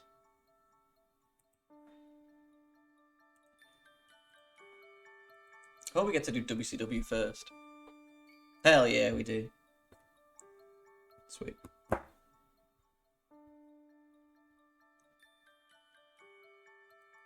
No one gets the night off. In fact, yeah, no one gets the night off. Select venue. Let's start in the Tri-State.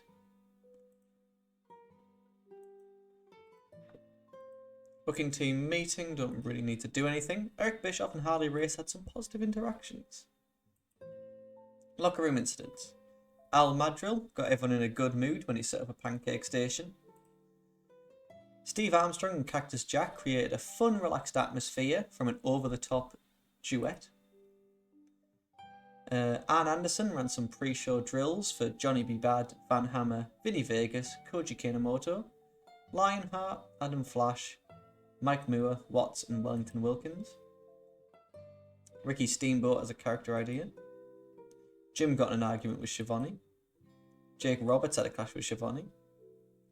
Dick Murdoch passed on tips to his protege Barry Windham. Joe Malenko's passed on tips to his protege Bart Vale. Nice. So who's injured, who's absent? Big Josh has a herniated disc. Big Josh has a herniated disc for the next year. Junkyard Dog, badly herniated disc for the next year. Terry Funk has a torn meniscus. So our hosts are Jim Ross and Cowboy Bill Watts. So straight off the bat, let's move. So I know this is the NWA tournament. So this was the first team.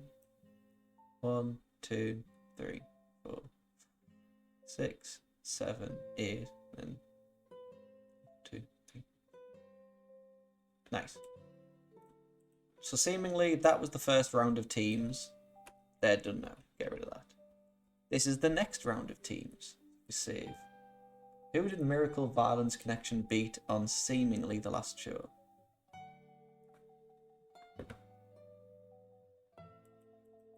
Who's the Chaos Connection? Al Madrill and Colonel DeBeers.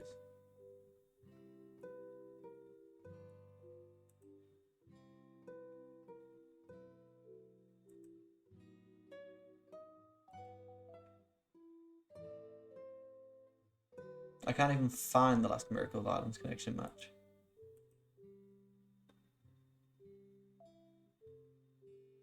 Or was it for this? Was it here? Anyway, we'll find out. We'll carry on.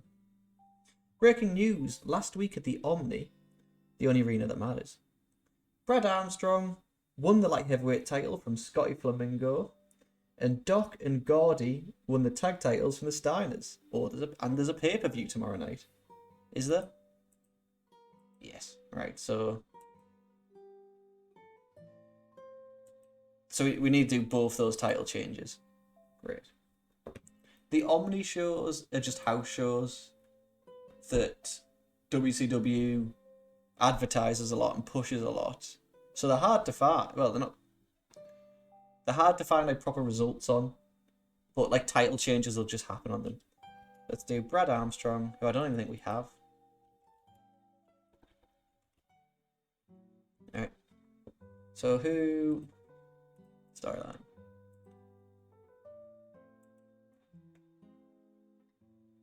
I'm kind of fine to do Billy Robinson beating. He will retire in 30 days though. We'll probably get the title off him in 30 days. So Billy Robinson can beat Scotty Flamingo for the light heavyweight title. It'd be nice to get Billy Robinson a WCW title before he retires. Nice. Angle. We had World Championship Wrestling opening.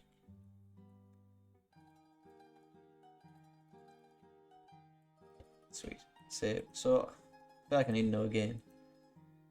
So in the last show, the Steiners defeated the Chaos Connection.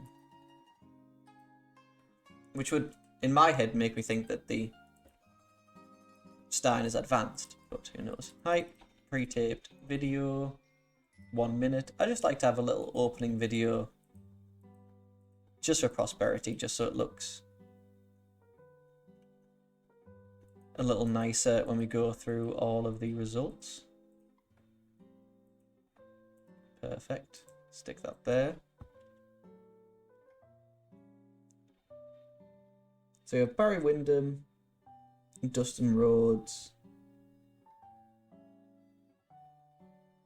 against Tracy Smothers and Richard Morton. It's 2v2. Barry Windham and Dustin Rhodes against Tracy and Ricky Morton. So Windham and Rhodes are in this.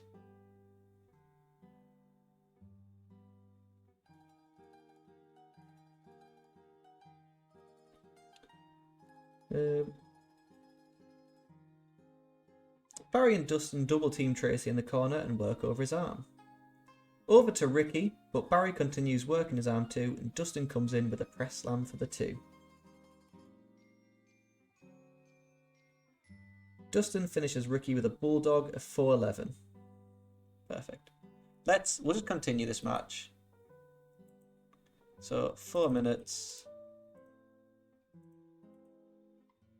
Dustin gets the win. Nice. We then have Johnny B. Bad against George South.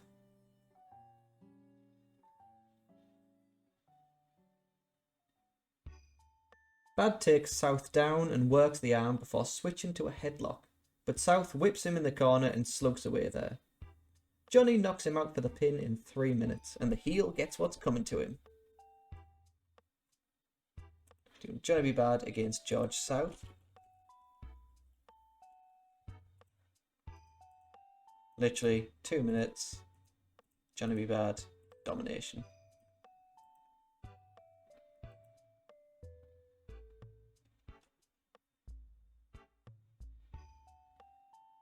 Meanwhile, in the darkened and nearly empty Omni, Brad Armstrong wins the light heavyweight title from Scotty Flamingo and then manages to kill off the belt by September, when the company literally forgets about it and abandons it. Also, Doc and Gordy beat the Steiners again and win the WCW Tag Team titles this time, building up to retribution that never came. So they're not happy with this show. Billy Robinson celebrates with the light heavyweight title. Says he will retire with it.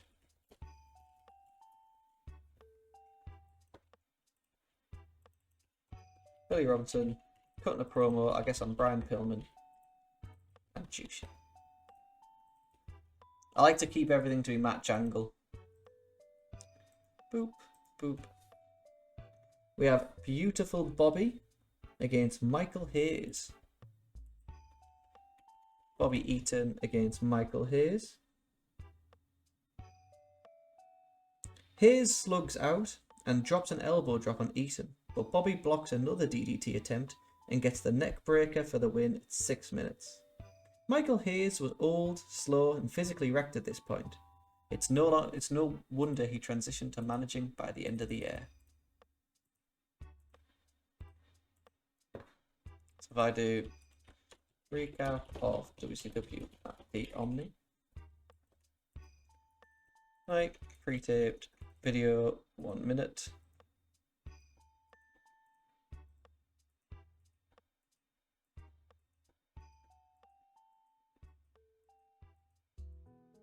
Sweet. Boom. Put that here.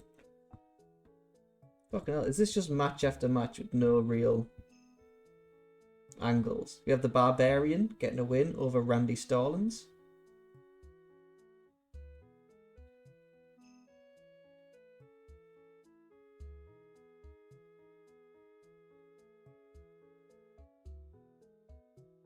Barbarian smashes Stallings with a corner clothesline and drops an elbow on him.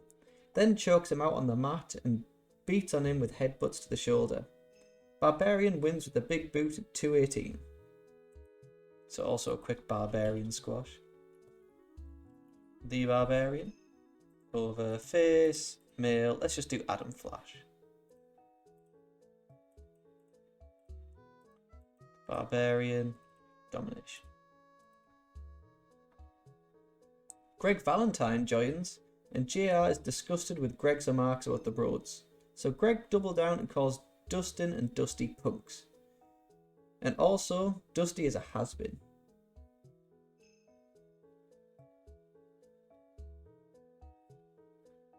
It turns out they did have a bunch of matches over the summer where Valentine put Dustin over constantly. So fair play to Greg Valentine. Greg Valentine calls both Dustin and Dusty punks, much to the disgust of JR. So Jim Ross interviews Greg Valentine, cuts a promo on Dustin Rhodes and Dusty Rhodes. Interview, backstage, I don't know, 3 minutes should do. Put that here. Boop. We then have Dick Slater and Greg Valentine against Pillman and Big Josh. So we have Dick Slater and Greg Valentine, Dirty Dick, against the team of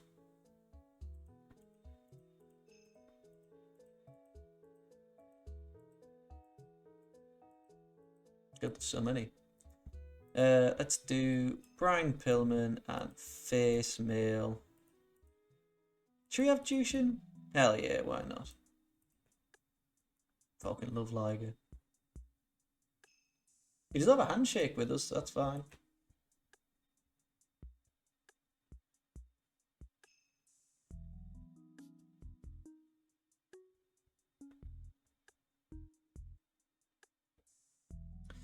Pillman fights back with a double clothesline and makes the hot tag. The ref is distracted and Hammer drops an elbow on him in the pin for 11:28.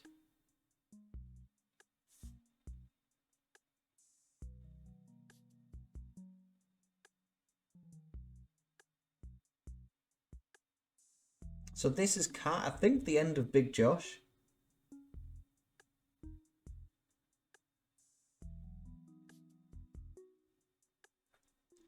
So save. Dick Slater gets the win here, which is shocking.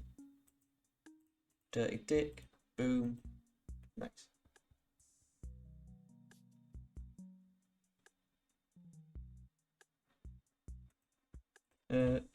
Jim Ross talks about the Great American Bash PBV and hyped up the NWA tag team titles. Just Jim Ross cut the promo. I guess on Shinya Hashimoto and Masahiro Chono, since they are the NWA tag team champions. Oop. Stick that here. We have Ricky Steamboat and Nikita Koloff against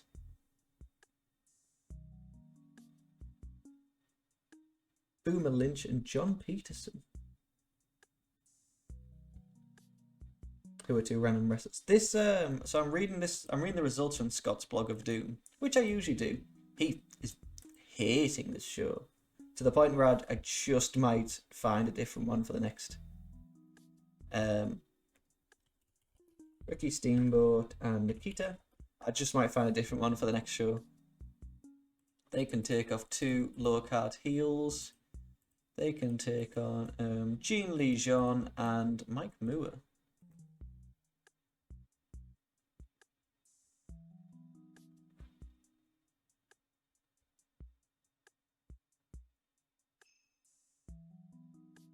The baby faces trade armbars on Peterson. Steamboat chops and gets the pin in 5 minutes. Jesus. Feels like it was a long 5 minutes because half of it was the write-up just rambling. Ricky Steamboat wins. Eric Bischoff and Jesse Ventura discussed the Sting Vader title match on pay-per-views. We have some video highlights of Vader squashing.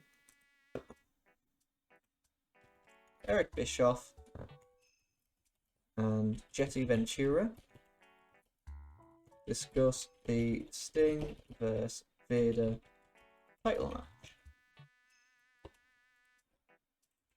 Eric, I guess character development. Jesse on Vader and Sting. 3 minutes should do. Harley Race joins Jim Ross and stresses that Vader will be world champion in less than 24 hours. Harley Race stresses that Vader will be world champion in less than 24 hours. Hell yeah. Harley Race cutting a promo. Jim Ross is the interviewer. Big Van off screen and Sting off screen. Are we past 12 o'clock yet? Hell yeah, it's 1 o'clock. Should we get the beers in? Let me wheel over to the fridge. Oh, my legs.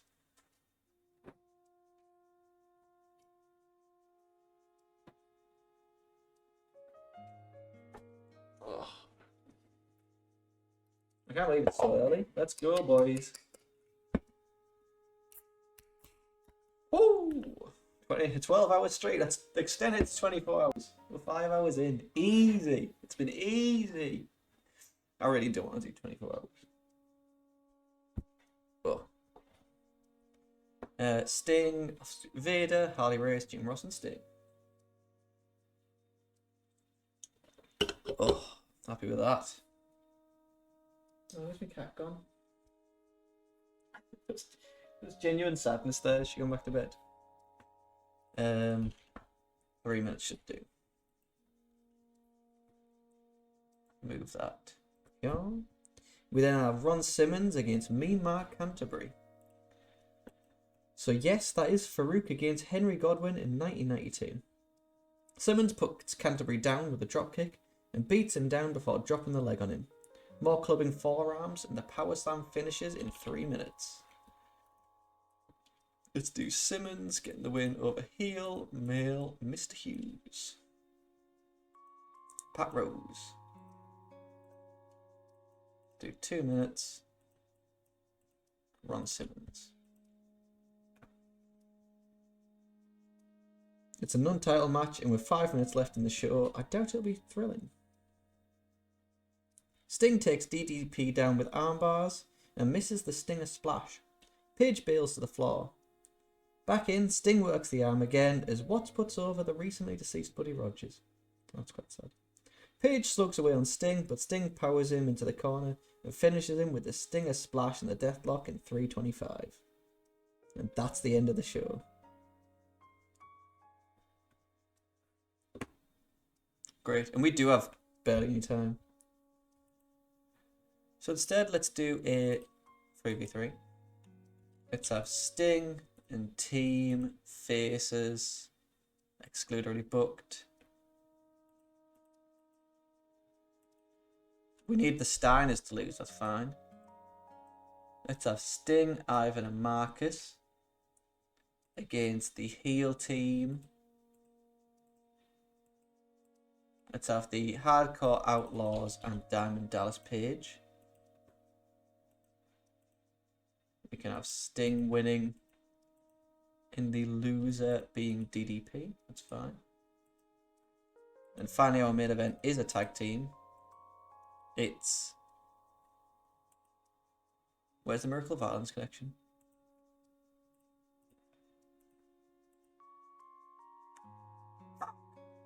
That's fine. They can win the titles in the next one. Sweet. So this can be our main event instead then. Make this storytelling. Boom. Boom. Just need a couple more angles. Oh, I could just change the titles without doing a match. If I go back, what happens at the Great American Bash? 1992. American Bash 1992. Because if they have that match again,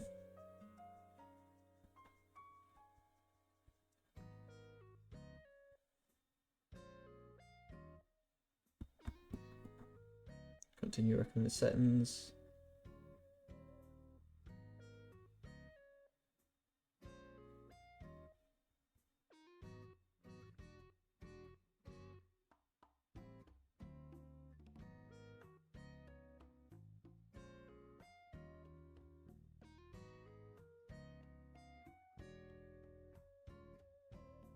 Oh, so I actually have a bracket.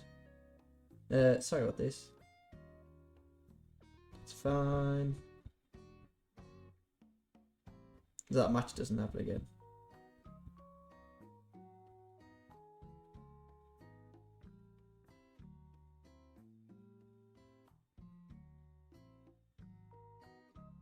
Sweet. That's fine. I can just do it as an angle.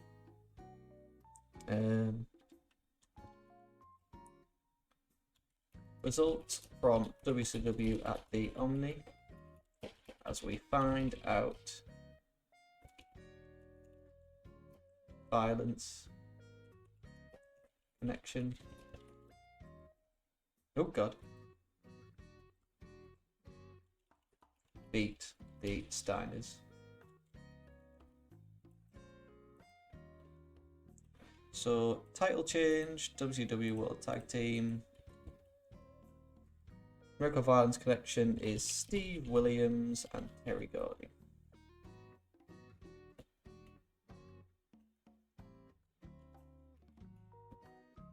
Why can't I put the title on him? Is it because he isn't here? Well, we don't need him to be here. Yeah. We'll do it at the end of the next show. I need to add some angles. WCW Great Greta. WCW Great Thunberg. Great American Bash. Advert.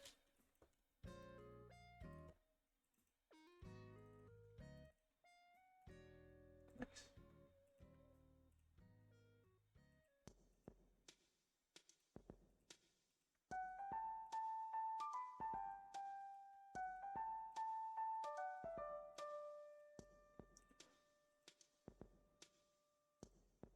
Perfect, put that there. PDP attacks Sting for the match with Cactus and Slater, leading to Bagwell and Ivan to save. So down Dallas Page, Cactus, and Dick Slater. Sting. Is it Ivan? Yeah. And Buff. Oh, Marcus, my apologies.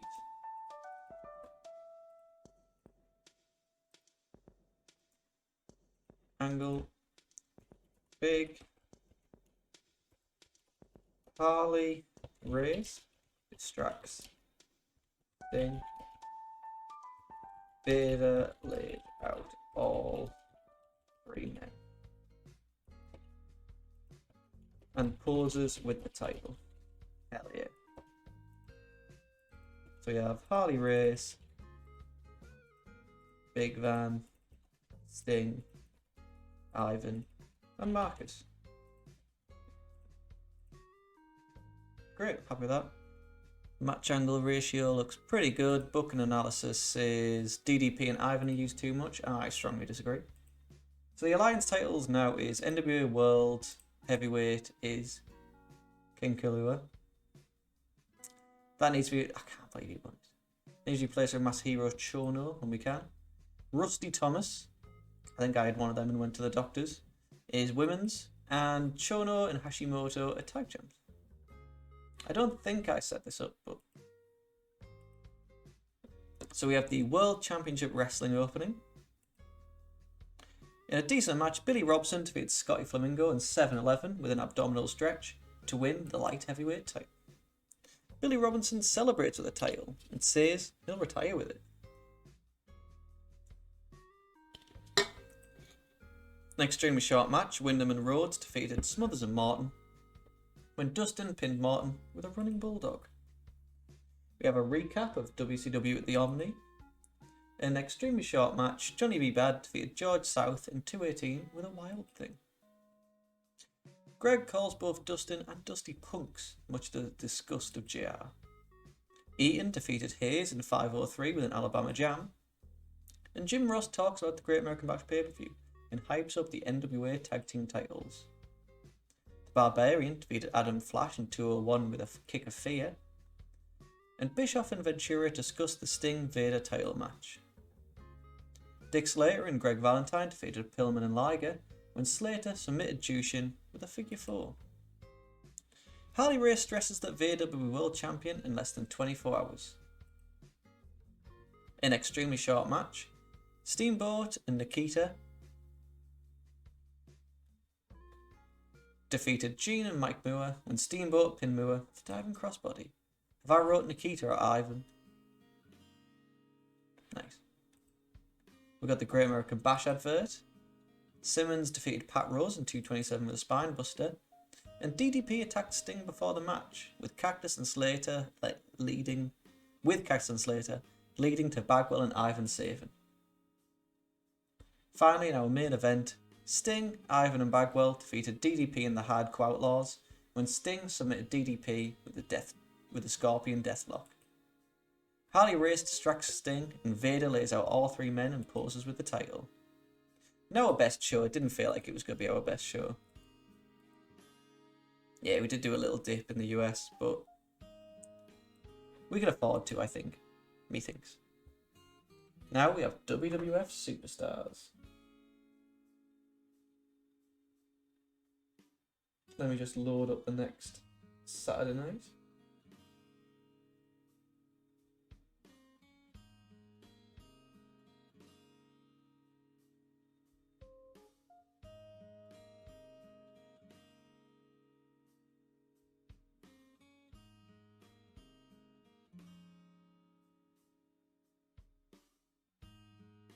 Perfect. WWF Superstars, the 11th.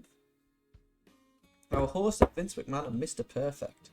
This week in action are the Legion of Doom, Nails, The Undertaker, Shawn, and Money Inc. No one gets the night off. We will once again pick the Great Lakes.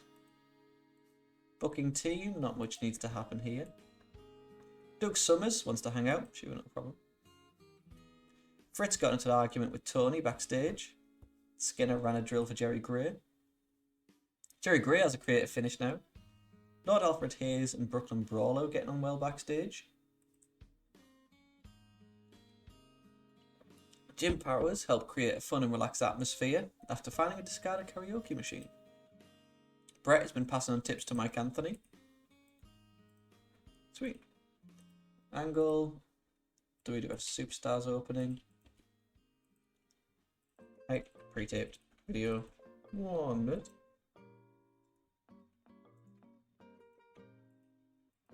The only issue with these shows at the time is just that everything is squash matches.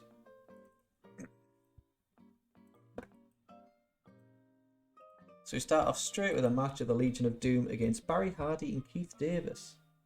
The Legion of Doom destroyed Davis as Vince cackles like an idiot at the Rocco ventriloquist act.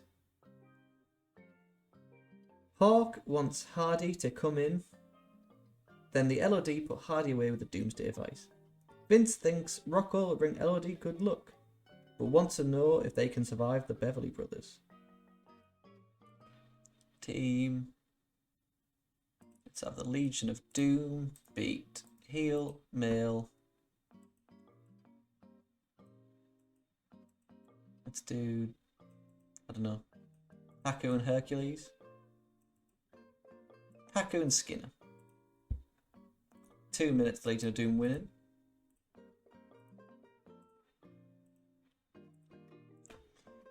Vince thinks Rocco will bring LOD some luck, but wants to know if they can survive the Beverleys.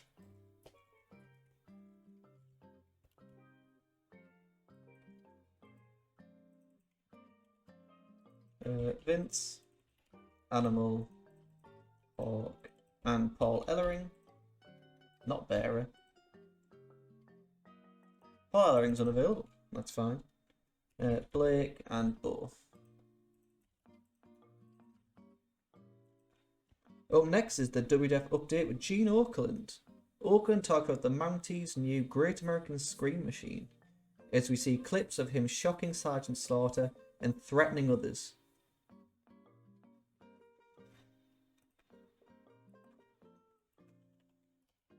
It with Gene. We see clips of Mountie shocking Slaughter and other wrestlers. So we have Gene as the interviewer, and I guess Jack Tunney we cut a promo on the Mountie with Sergeant as well. Nice 3 minutes interview backstage. The Mountie and Jimmy Hart taunt Slaughter some more. And Jimmy Hart taunt Slaughter with the cattle prod.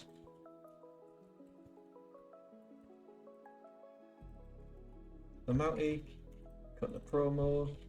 Jimmy Hart cutting a promo. Sergeant Slaughter just off screen. I don't know. 2 minutes backstage. We then have Chico Martinez against Shawn Michaels with Sensational Sherry. Shawn, he can beat face, male, Louis Spicolli. Vince talks about Shawn's arrogance as Sherry carries the mirror down to the ring.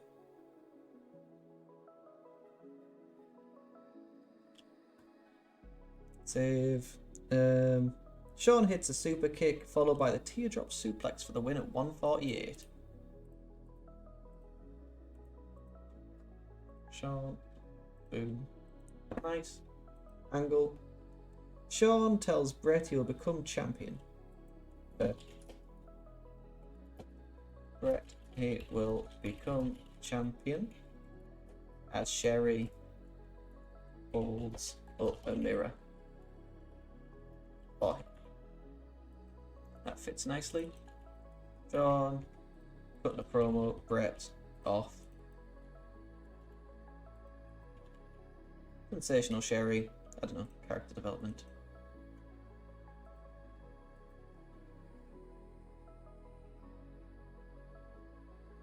Get a special video tribute to Randy Savage. There was nothing notable about this. The most notable thing about this was the fact that there was not one single shot of Elizabeth, which I'm sure was designed due to the fact that they were separated at this time. Just Randy Savage video package. Randy, it's Elizabeth. Reply. I know it did say that she wasn't in it, but we have no reason to do that specifically. The Undertaker takes on Bruce Mitchell.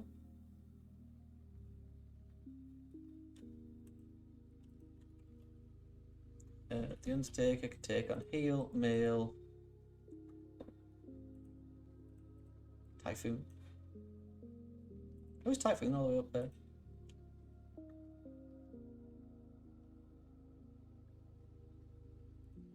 I know, but it's like Fred Ottman. Typhoon. Shortish match. Angle. After the match, the Berserker and Fuji head to the ring. Fuji tosses salt into Bearer's eyes and then distracts the Undertaker by trying to take the urn. This allows Berserker to attack from behind. Undertaker shrugs off the offense, then Berserker goes out and throws salt into Taker's eyes, but has minimal effect as Berserker and Fuji leave. Fuji and the Berserker attack both Undertaker and Bearer, with Fuji trying to take the urn.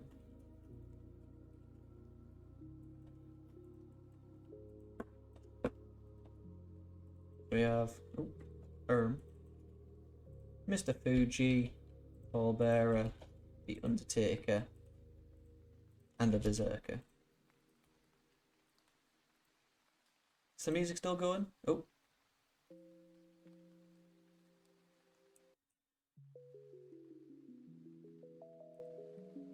I can't hear it. I don't know if anyone else can.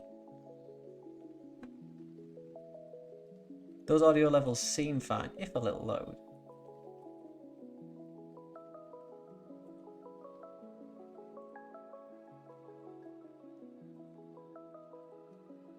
That looks fine.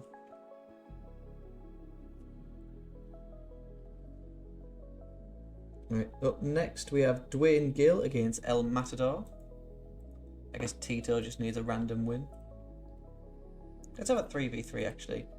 Salmon, Tito, and Victor taking on unimportant heel males.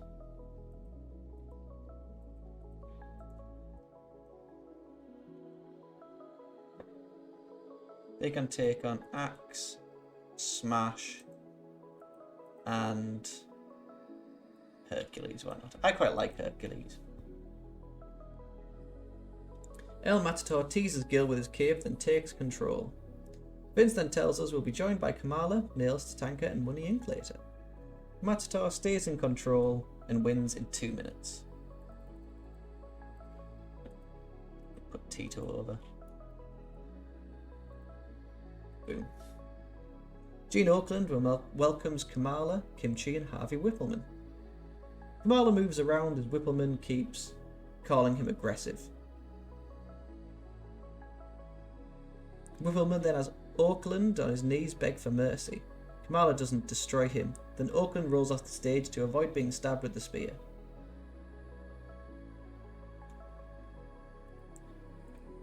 Gene tries to interview Kamala, but is almost attacked by the Savage.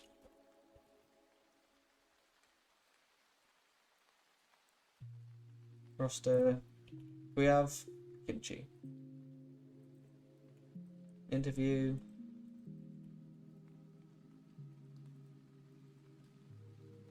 And Kamala.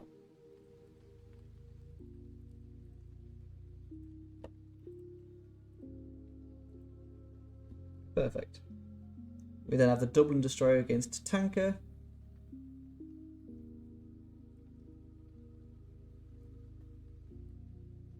Tatanka promises to make Rick Martel extinct. Tatanka can get a win over heel, male. The Warlord.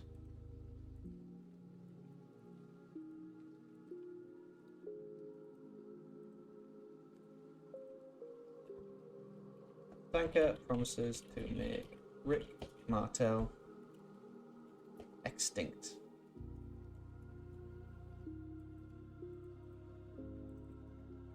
Tatanka cut the promo.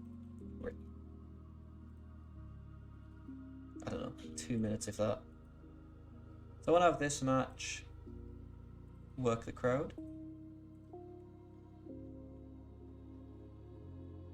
We can try and have these steal the show. This would be a fine wild brawl. The crowd probably doesn't need lifting for this match. We then have Nails against Rick Johnson. So Nails against face, male, Coco Beware is fine.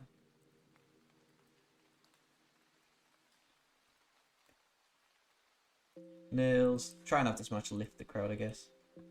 Since everything's a squash match. Nails chokes Johnson out after a slam.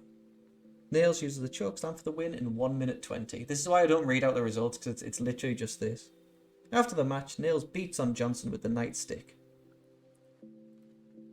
Nails beats on Coco with the nightstick, calling out Bossman.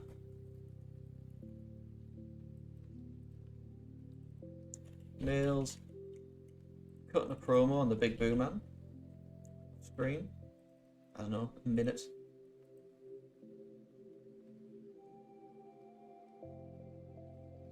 We then get Money Inc. a bit against Bobby Perez and Angel Vega. 2v2, where's Money Inc. And get a win over Face Males, Hillbilly Jim, and Jimmy Snooker. Stick IRS over. We then get another Razor Ramon vignette. He tells us he has good food, drink, and chicas, but some people in the WWF has been putting him down, saying he's not good enough. Razor wants to know if people think he is a pig or an animal, then thinks people are scared of him. Razor then tells the waiter off for bringing him a cheek and runs him down as he is offended. Razor then pushes everything off the table.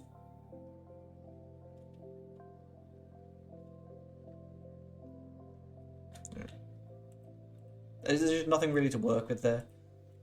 Razor Ramon vignette. He tells us he has good food, drink, and chicas. He's coming soon.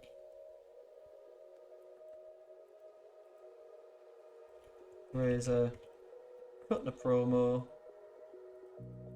Pre-taped video, outside broadcast for 2 minutes.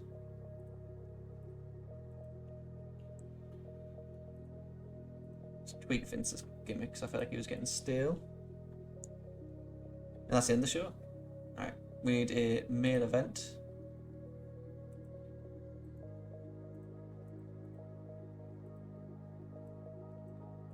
Sid can wrestle Brett.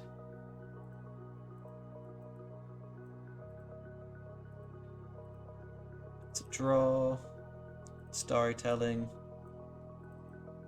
double count out, that's fine. Someone will be unhappy, that's fine, we can just end it at that. And then Alfred announces SummerSlam take place in London, England.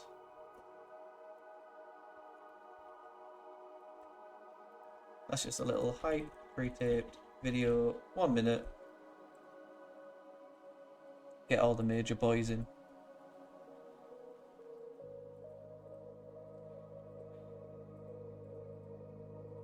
That's fine, it can be unscripted.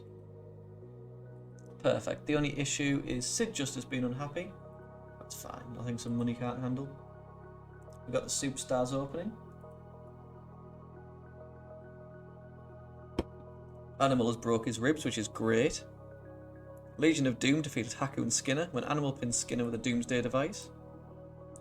Vince thinks Rocco will bring Legion of Doom some luck, but wants to know if they can survive the Beverleys. WWF update with Gene. We see clips of the Mountie shocking Slaughter and other wrestlers. The Mountie and Jimmy Hart taunt Slaughter with the cattle prod. Shawn defeated Louis Spiccoli in 134 with a sweet chin music. Shawn tells Brett he'll become champion as Sherry holds up a mirror for him. And about which had fantastic heat and good wrestling.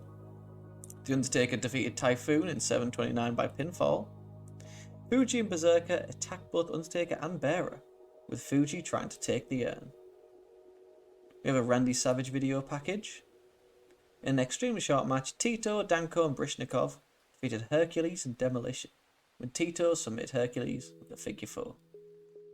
Gene tries to interview Kamala, but is almost attacked by the Savage. Tatanka defeated Warlord in 326 with an Indian death drop, as Tatanka promises to make Rick Martel extinct. Nails defeated Coco Beware in 314 by submission with the Good, the Bad and the Ugly, and beats on Coco with the nightstick as he calls out Bossman. And about your good heat and decent wrestling, Money Inc. defeated Hillbilly Jim and Jimmy Snooker when IRS pinned Jim with a stock market crash. We have a Razor Ramon vignette. He tells us he has good food, drink, and chicas. He's coming soon. And then in our main event, an exceptional match. Sid drew with Brett in 1739 following a double countout. At the end of it, Alfred Hayes announces SummerSlam will take place in London, England. Hell yeah. That one's for Tuggy. 24-79, we did it, boys. Thank God Animal's injury can be worked through. He will probably just have to work through it. Wayne Bloom.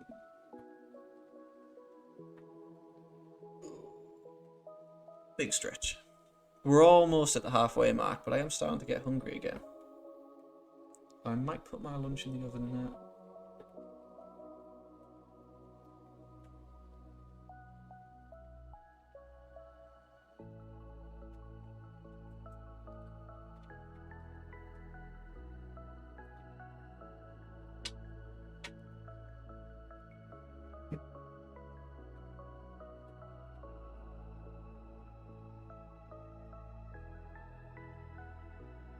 Lunch today is 2 vegan and bacon cheese wraps. They're kind of like the ones from Pret. Anyone seen them? The Pret a Mange? I don't know if they have Pret anywhere, but they definitely have them in other countries. Pret, you know Pret.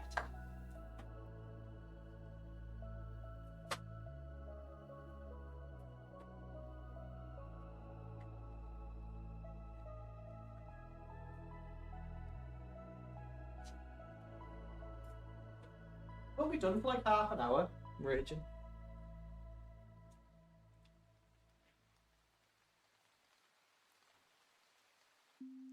My cat's just back to being asleep in the middle of the bed. Hell yeah.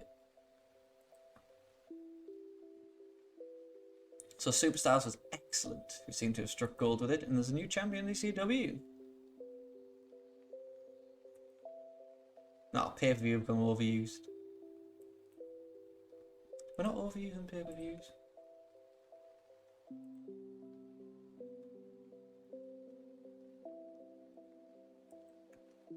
Or maybe because our TV shows are on. Oh, England wants a pay-per-view. That makes sense. That'll be fine.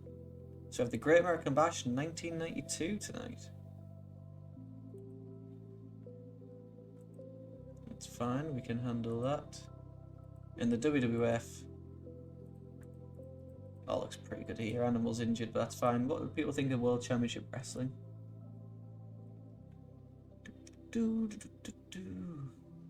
There it is. Great, drew a lot of praise. And Primetime Wrestling is next. Let's get up Great American Bash.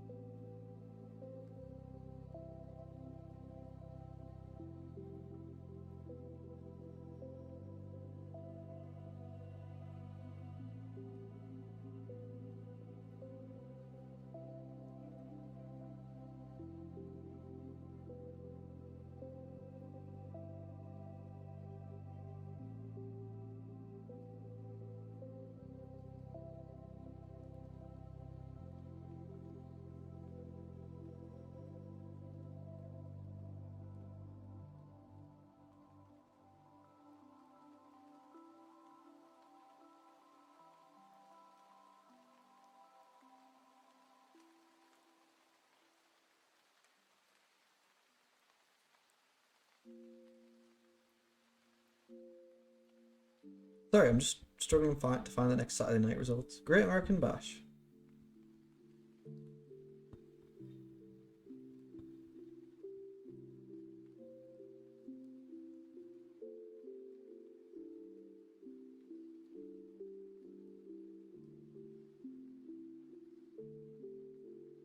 Alright, I need to find different results. So no one gets the night off tonight.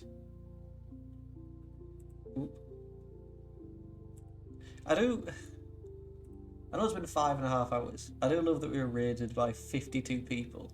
And I got to watch that progressively go down and down to the fact that we're now on 5.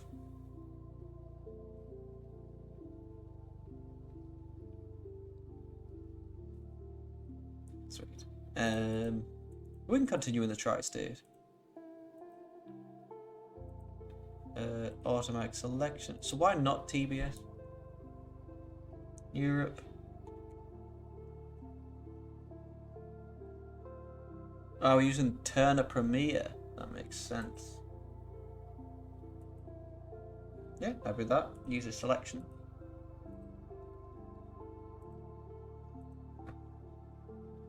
Jimmy Garvin has been passing on tips of psychology to his protege Van Hammer.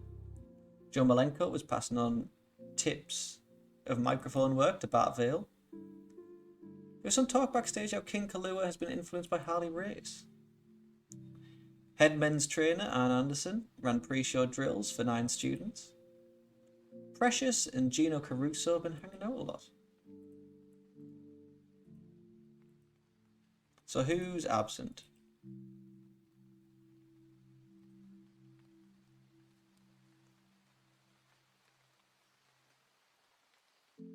Oh, Terry Gordy's got to be replaced with someone else. That's fine. So we have the WCW Great American Bash 1992 opening.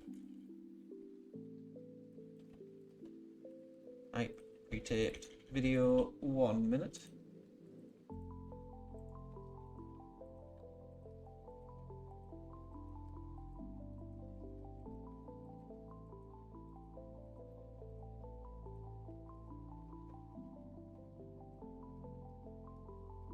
So Alliance titles, need to borrow that title.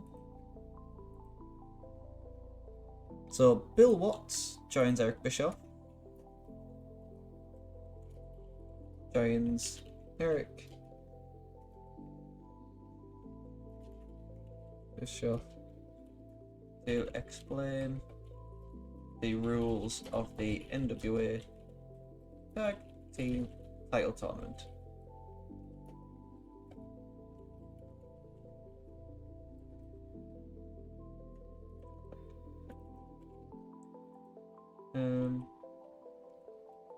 Do we not have Bill Watts? We did choose another. Who do we choose? Pure history.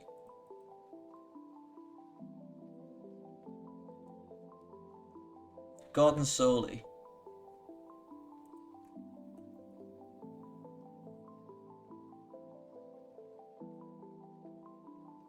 Perfect.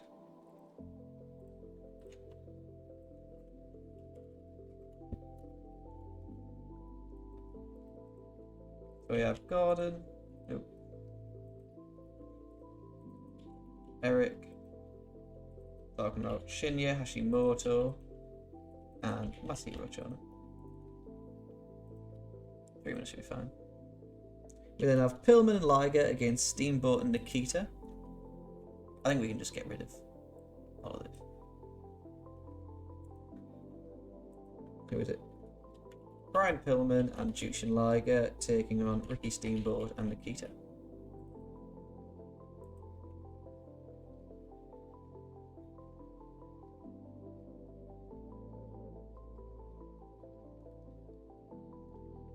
Blind tag to Pillman, who gets a body press on Steamboat for 2. They do a pinfall reversal sequence off a bridge, and Steamboat gets his own backslide on Pillman for 2. But Pillman cuts off a tag attempt with a Sato suplex. Pillman goes up again, but Steamboat falls off the ropes to crotch Pillman. Brian recovers with the flying body press, but Steamboat rolls through for the pin at 19:30.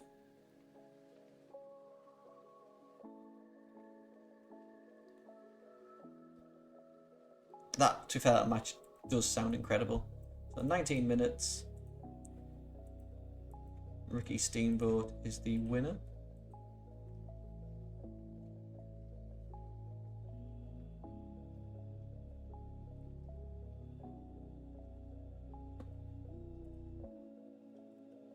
The Steiners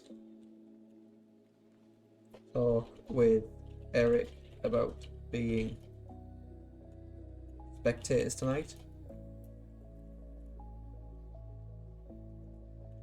They can't wait to get in the ring. Boop. Scott Steiner cutting a promo with Rick Steiner. Eric is the interviewer, and then Terry Gordy off screen, Steve Williams off screen. 2 minutes, 3 minutes interview backstage. We then have Shinya Hashimoto, and it is Hiroshi Hase. But that's just because someone else was injured.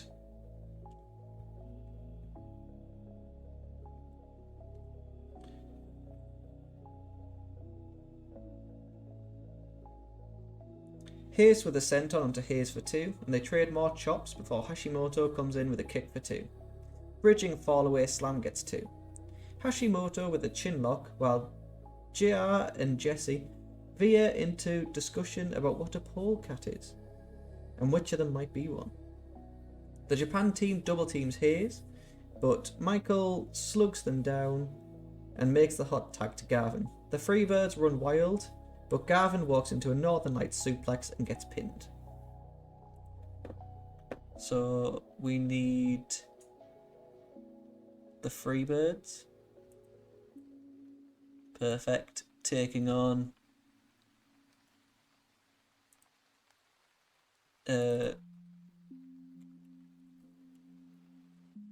Masahiro Chono and Shinya Hashimoto.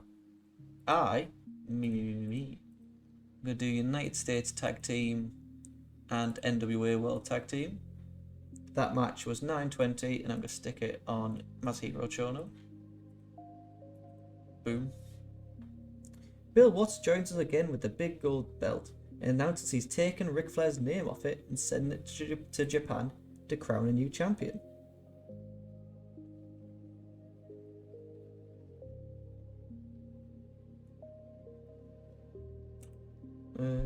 Gordon Soley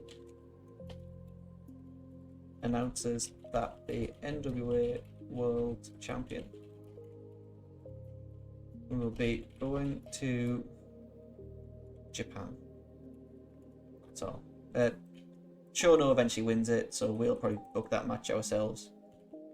Gordon Soley, we have King Kalura. Let's see about Chono. It's fine.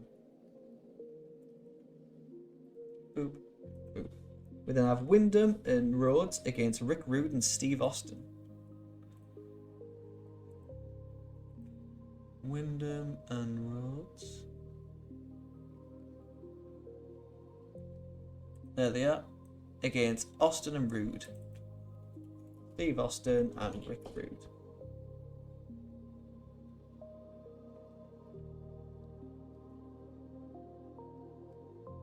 The Dangerous Alliance cuts off the ring, and Rude puts the boots to Wyndham in the corner.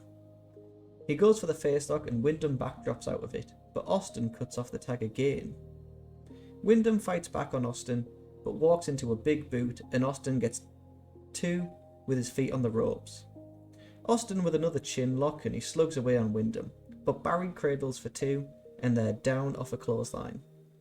Finally, Barry fights back on Rude and makes the hot tag to Dustin, and Austin goes flying off the elbows. Austin tries a pile driver on Barry, but Dustin comes off the top with a lariat and pins him in 9-12. 19-12 for Barry Windham victory. Boom, boom. If Dustin wins. Still a bit unhappy, that's fine.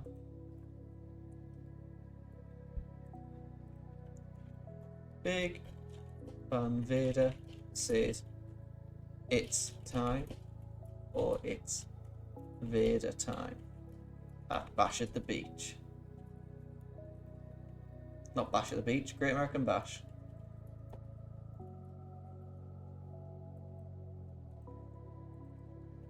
Big Van cutting a promo with Harley Race on the Stinger.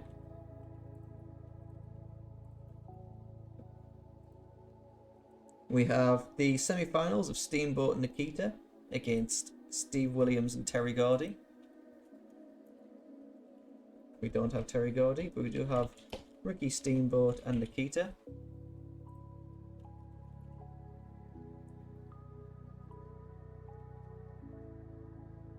We exclude already booked.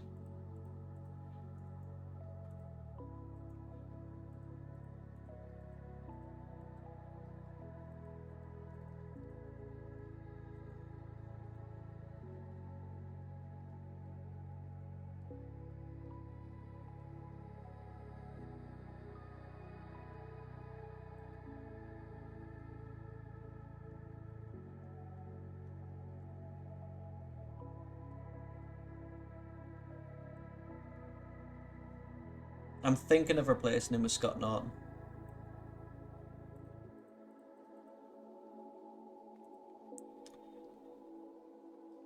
Doom.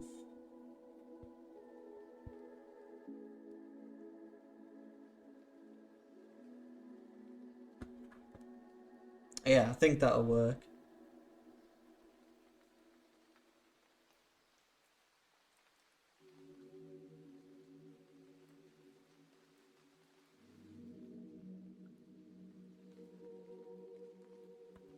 Miracle of Island's connection immediately cuts him off, and Doc drops Nikita on the turnbuckle to take it down another notch.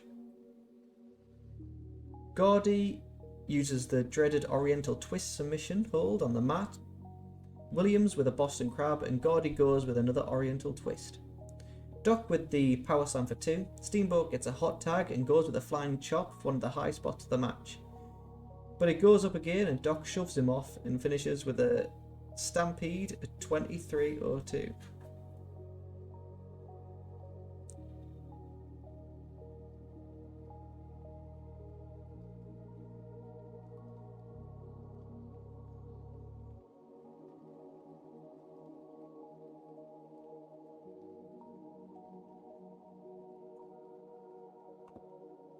So, right. 20 minutes might be a bit long. Let's do 16 and stick Dr. Death over. So if we do roster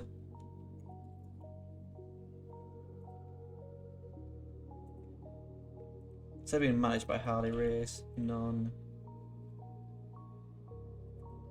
We do stables. Just take him out of this.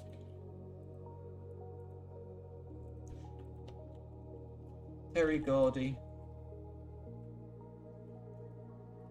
hasn't been able to make it back from Japan, so Scott Norton. It's here. We'll replace him.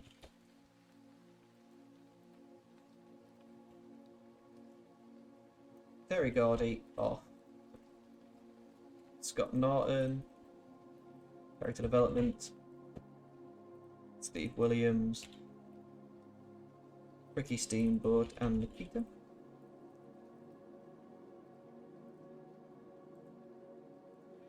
Teams.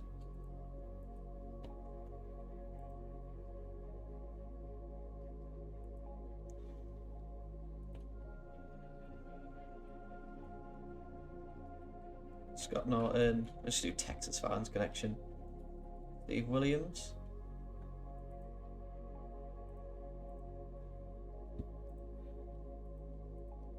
Steve Williams is... I think he's from the Mid-South. I don't know where Scott Norton's from originally. That's fine.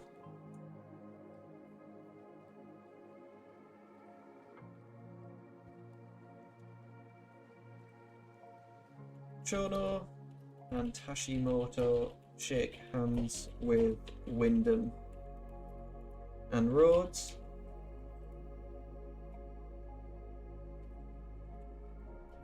Agree to put titles on the line.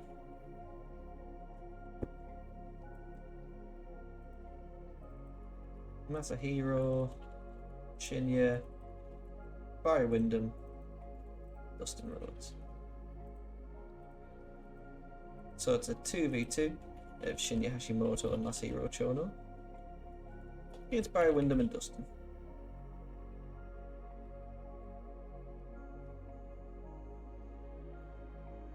Double suplex on Dustin, and Hase gets a crab to work the back, but Wyndham makes the save. Hase tries double knees from the top and misses, and it's the hot tag to Wyndham after 10 minutes of straight punishment on Dustin. Power slam on Hase gets the 2, and Wyndham hits Hase with the lariat to advance to the final. So titles, United States Tag Team, NWA World Tag Team, 15, Barry Wyndham gets the win.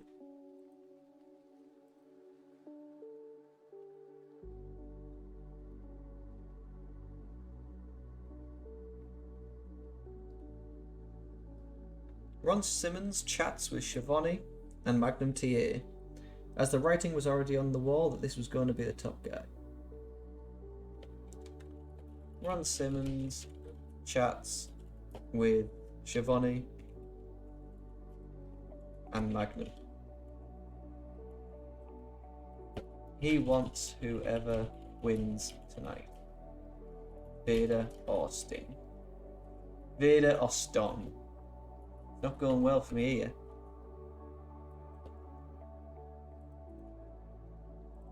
So Ron Simmons, not Rubbish Ronnie Garbage, cutting a promo with Magnum and Tony on Vader, Big Van, and Sting. 3 minutes, interview backstage.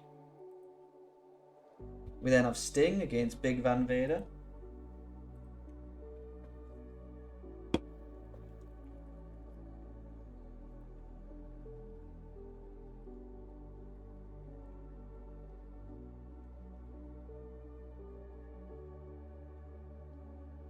Sting with an incredible German suplex for 2, and he follows with the Stinger Splash, but accidentally knocks himself out on the turnbuckle. Vader gets 2 off that, and Sting is completely knocked out. He swings and misses, completely falling on his face. Vader decides to end things with a powerbomb and win the world title in 1717.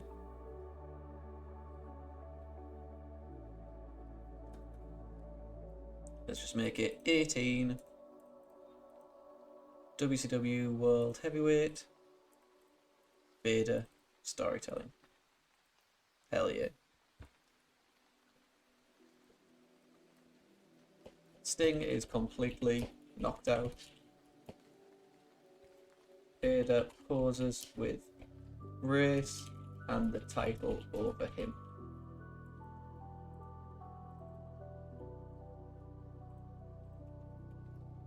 Sting, Big Van, Harley. 3 minutes. We then have the final, Steve Williams and Terry Gordy against Wyndham and Dustin. We have the Texas Vines Collection against Wyndham and Rhodes.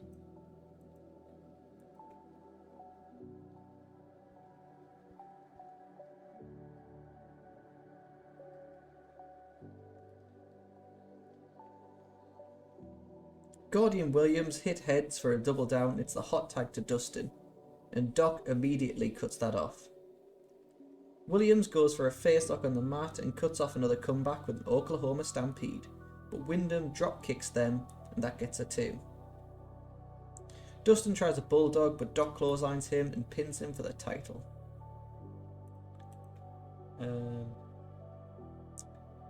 United States Tag Team, NWA Tag Team. Nice. 19. Steve Williams, storytelling. Nice.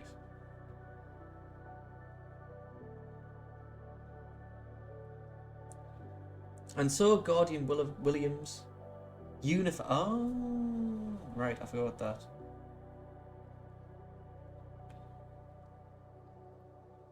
So if we do this, title change. Hold up. Where is title change? WCW World Tag Team. That goes to Steve Williams and Scott Norton. That works. You have a better Scott Norton picture now that he's going to be a push.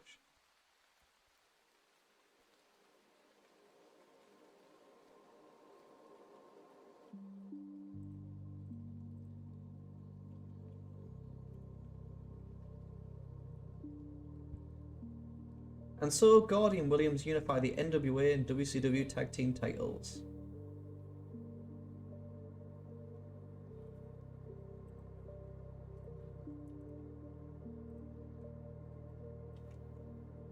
Storyline, let's add Miracle Vans Freebirds.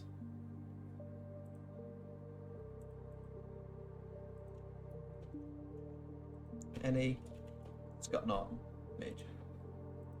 Ooh, what's he in? Monster vs. the Stinger.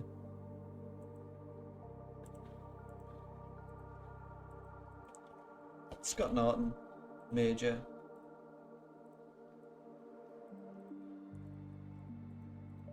WCW World Tag Team. So, oh god. That changes there. Chono. Steve Williams and Scott Norton. WCW World Tag Team.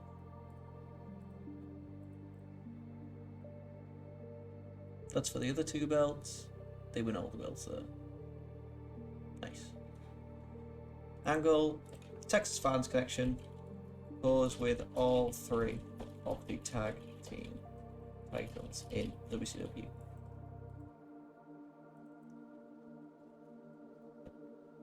Steve Williams,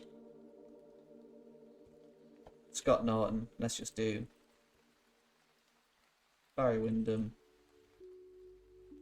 Dustin, Dusty, Gordon Soley, Eric Bischoff. Yeah, that's fine. So what are the issues with this show? Use too much, use too much. Title. Austin, Dustin, Nikita, Michael. We can roll with this. What's the creative idea? Bit of a gamble, that's fine. Creative finish, safe bet.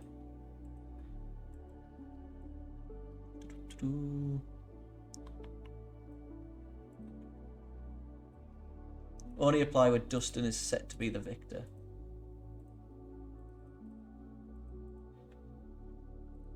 Put that here then. Book. Yes. What? Oh, and Dustin is said to be the victor.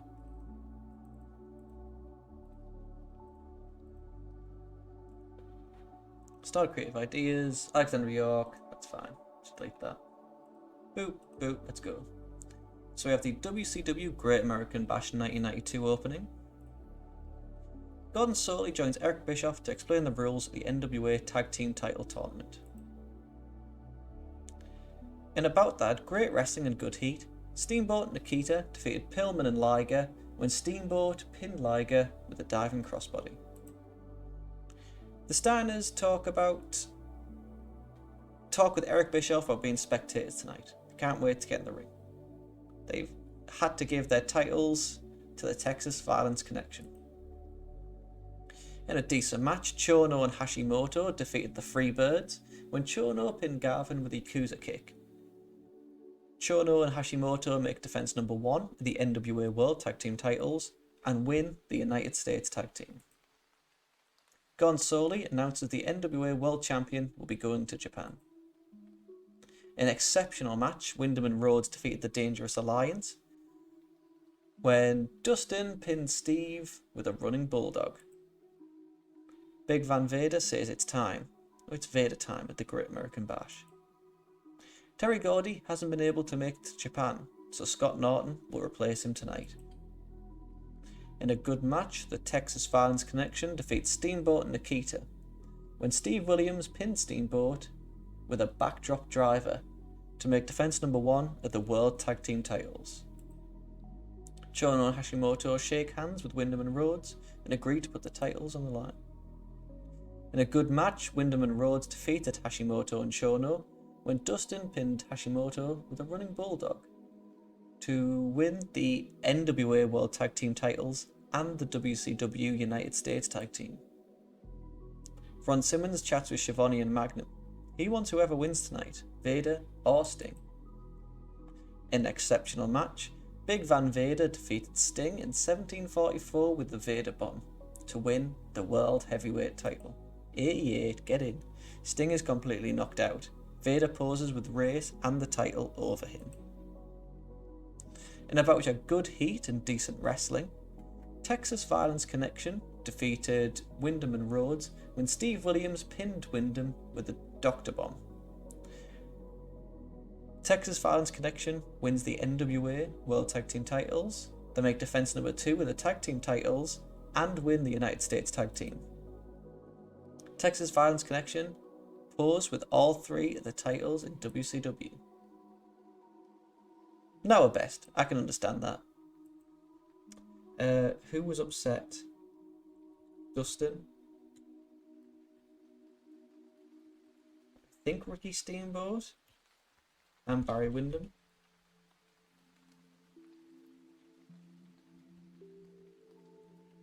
Seem pleased, seem pleased, seem pleased. Financially, made a mill. Cool mill. Yeah, less popularity in the US, not our strongest show. I feel like Shinya Hashimoto was wildly overused. Wasn't that a pretty big error of judgment on your part? I have no regrets, he's a great talent. With UWA being without a head booker, is that an opportunity you'd be interested in?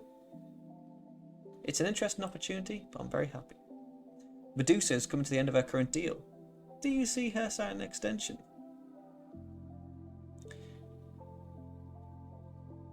She's a big part of the WCW family. They'll of course offer a new deal. Nikita was off his game tonight. I'm sure it was a one-off. Did it not occur to you that Scott Norton was being overused? I have no regrets, he's a great talent. I know that Ole Anderson and Z-Man don't like each other. Does it reflect badly on your locker room environment? I'm going to sit down with them and work this issue out. Your response, which showed leadership, lifted the locker room. But it backfired and just worsened the relationship between Anderson and Z-Man.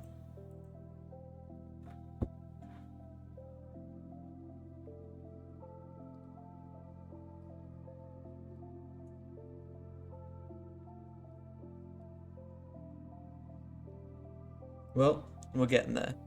We have approached the 6-hour mark. I think I might run 1 or 2 more shows in this save, and then we can move on to something else. So, Great American Bash. Drew a lot of praise. I hope this was worth it. He did lose. He lost. So, what can I say? Barry Windham in need of a break. Once again, pay-per-view overuse.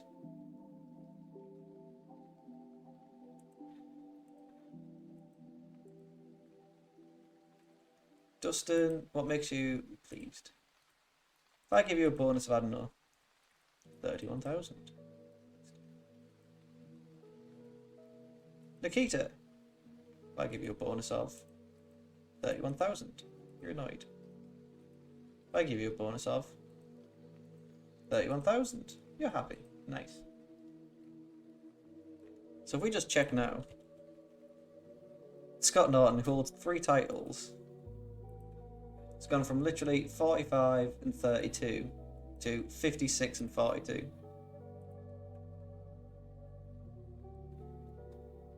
So we have World Championship Wrestling in 5 days. And in the WWF, we have Primetime Wrestling. So let's go down to Primetime Wrestling. It's July 13th. So now that no one gets the night off. Ooh. So we were last in the Great Lakes. So let's move on to... There's really no point going anywhere else, is there? Let's go on to the Mid-Atlantic. Locker room incidents. Tito and Jerry Sags got into a huge row and had to be separated. Mark Lewin came to me backstage with an angle idea. Sid Justice has an idea for enhancing his character. Tony Garea tried to bring Ted DiBiase in on some backstage team building, but only annoyed him. Skinner ran a drill for Gray. Bulldog created a great atmosphere backstage. Gorilla passed on tips to his son. Vince McMahon passed on tips to his son. Linda passed on tips to her son. Sweet. Primetime Wrestling. Let's do our Primetime Wrestling opening.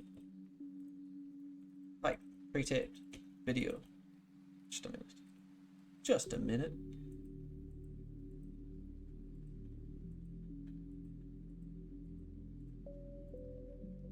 Improvised is fine. Vince McMahon runs tonight's panel. Hacksaw Jim Duggan returns to join Jim, Heenan, and Mr. Perfect. Duggan says he wanted to bring Jim a back scratcher back from Japan, but could not get through customs.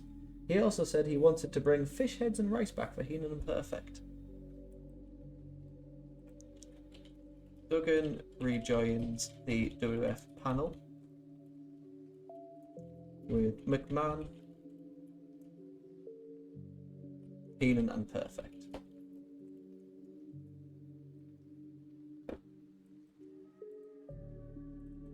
Jim, Vince, Bobby, Mr. P. 3 minutes should be fine. Opening context: Texas Tornado pins Kato after a discus punch in 4:22.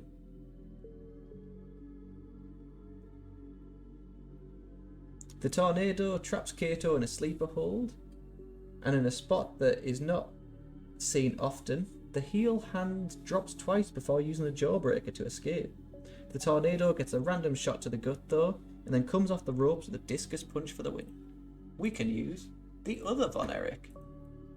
Kevin can get a nice win over the Wits. In fact, it can be Jimmy Snuka.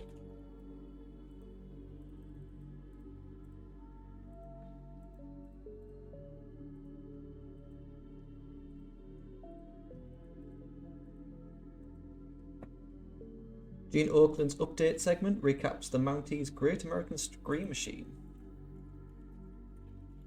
Lund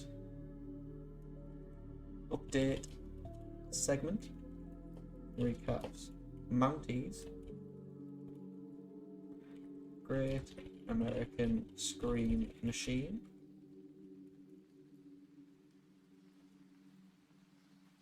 Gene, Sergeant, the Mountie, and Jimmy Hart.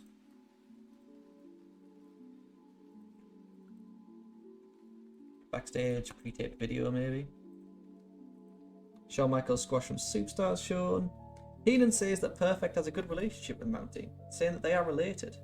Perfect denies that and laughs about Sergeant Slaughter getting shocked by the Mountie. Duggan digs on Slick as a panelist, saying he's not going to sit there and listen to trash talk from the heels tonight.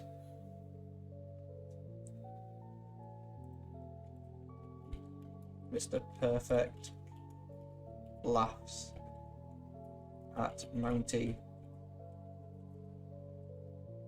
shocking Sergeant Slaughter,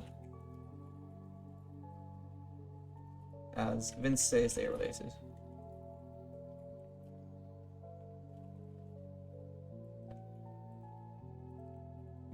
I don't know what it's meant to be. Maybe they are.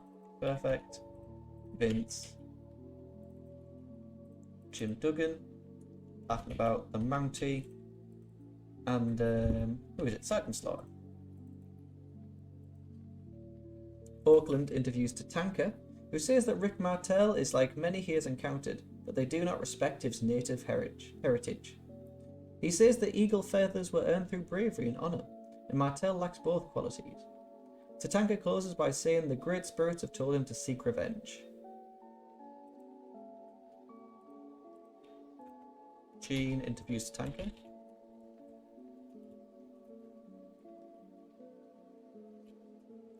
He says that the great spirits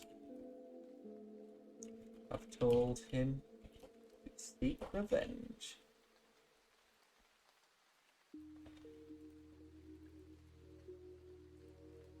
Tatanka cutting a promo on Rick Martel.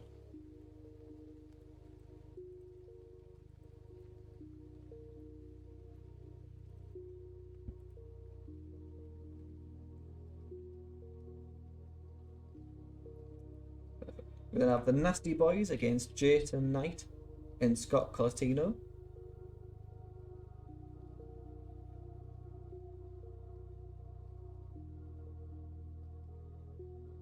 We don't actually get to read how they did it.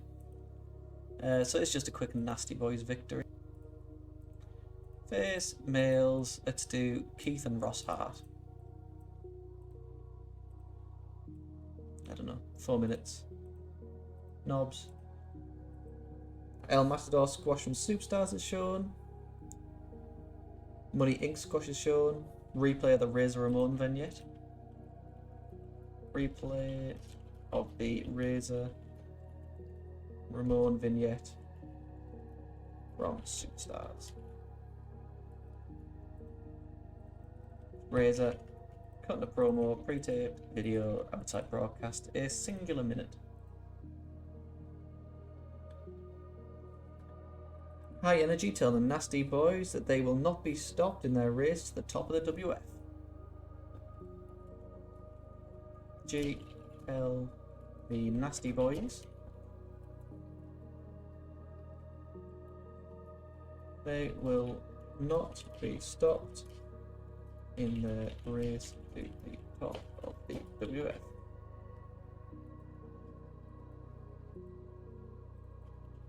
Marty cutting a promo with Owen. Sean is the interviewer on Ryan Knobs and Jerry Sykes. Backstage interview, 2 minutes. The Berserker tells the Undertaker that he cannot be stopped. Berserker and Fuji talk about crushing more superstars. Tells Taker he cannot be stopped.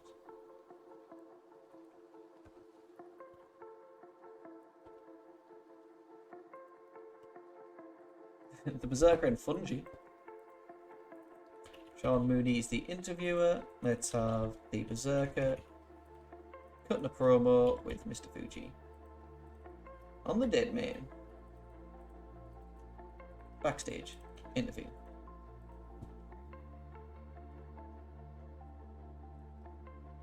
We then have the Legion of Doom get a quick squash when Hawk pins after a Doomsday device in 136.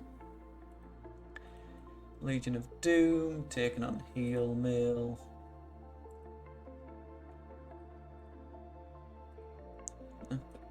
Bill Tab and Ronnie D. Oh yeah, I forgot Animal's injured. That's fine anyway. 1 minute. Oh, we need 2.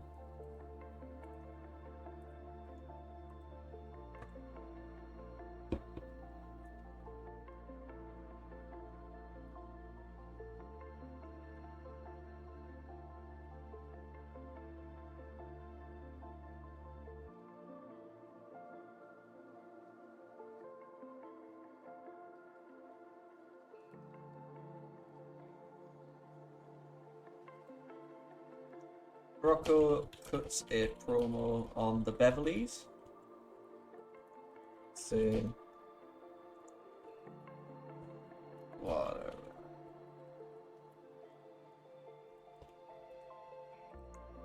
Animal cut a promo with Hawk and Paul Ellery on Blake, off screen, and Bo.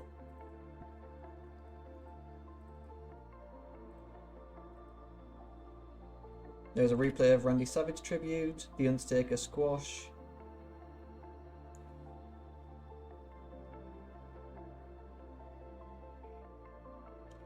Bret Hart tells Shawn Michaels that his ego is a problem and will become more pronounced with time. Oh, how right he is. Bret says, or Bret tells Shawn his ego is a problem.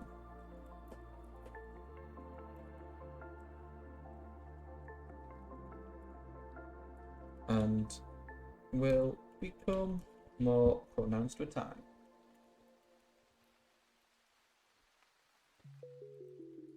Little did he know what would happen 5 years later. Sean off screen. Let's have Sean Mooney, a different Sean, as the interviewer. Interview backstage. 2 minutes should do the job.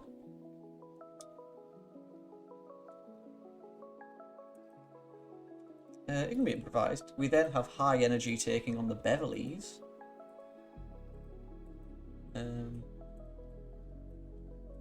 Which has High Energy win after an intentional DQ. Owen Hart. We can try and have this steal the show, why not? Intentional DQ by the Beverleys.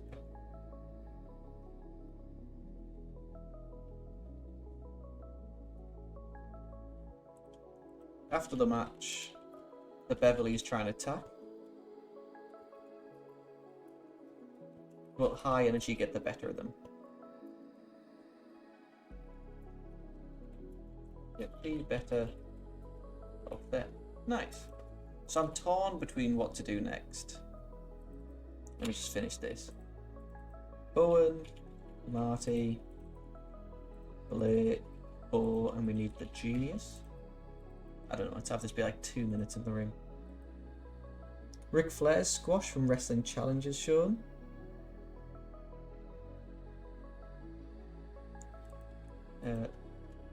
Heenan predicts that Flair will be WWF champion once again.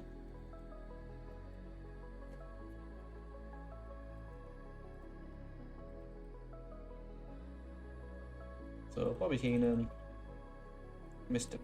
Fuji, Mr. Perfect. Talking about Ric Flair off screen. We can also add Vince in there. 2 minutes. They then replay Papa Shango's video from Wrestling Challenge. Virgil beats Rick Martel after Martel gets intentionally disqualified. So instead, let's have Rick Martel taking on Bret Hart. Hart wins after an intentional DQ. Oh, intentional count out works fine.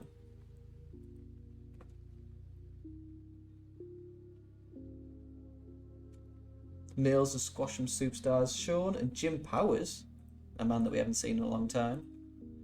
So instead of Jim Powers, I am happy to do Danko and Brishnikov.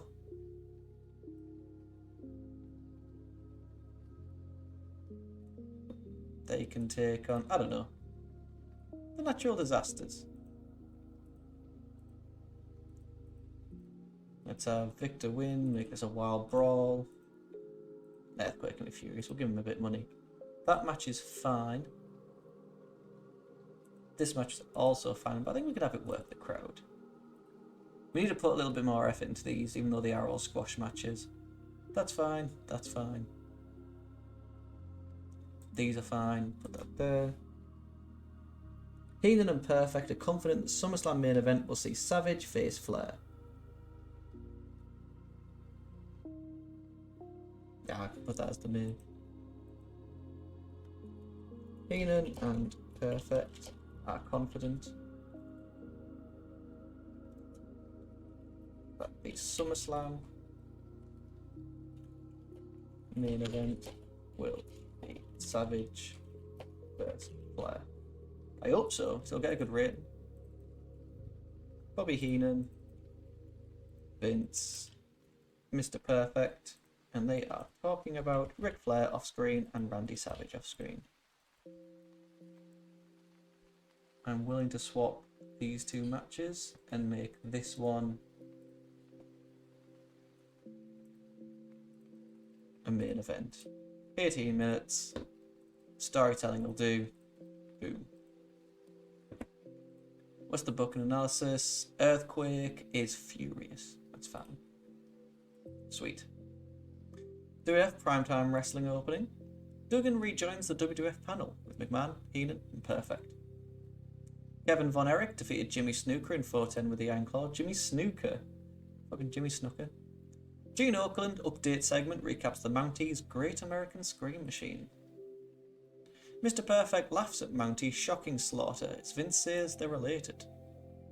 Gene interviews Tatanka and says that the great spirits have told him to seek revenge.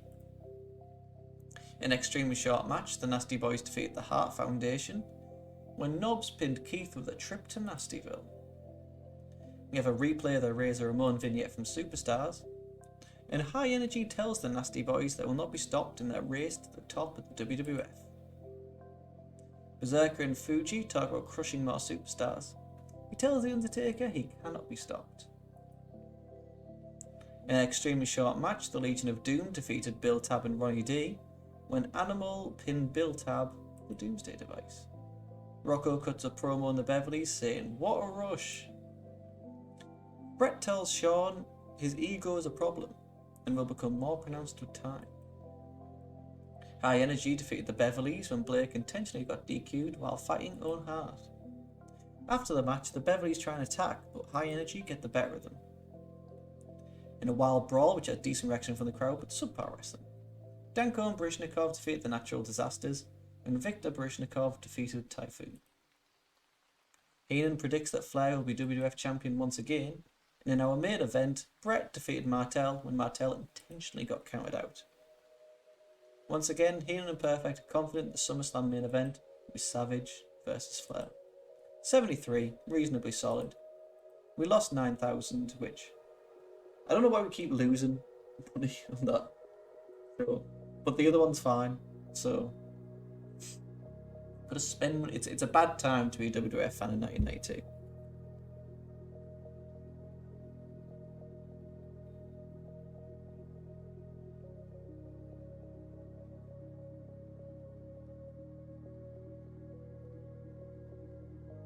Alright, we've ran this save for 3 hours. Now we can move. Can Shamrock developmental request? That's fine. I forgot we had Ken Shamrock in it. No one's too angry. So we have Superstars in 4 days. Is that the Great Kachika? It is.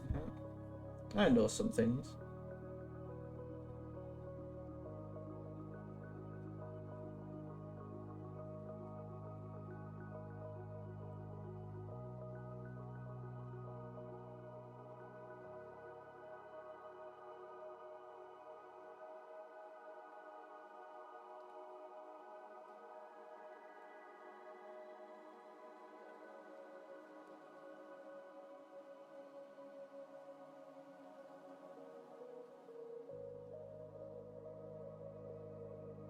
Is anyone looking forward to Christmas? I'm quite in the seasonal mood.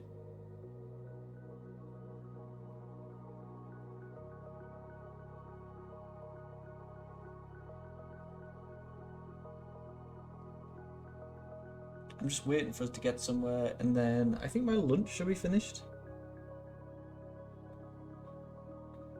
So I want to try and find some old wrestling to stick on while I eat it. Something to get us through. But I also wanted to sim to the next show.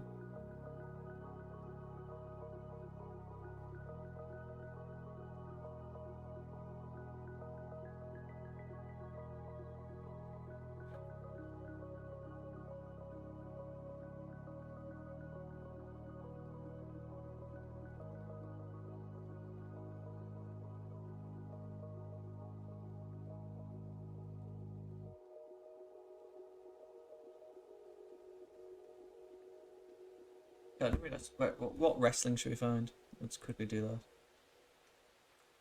So you're about an hour into this one. I might move to the Stardew Valley one soon because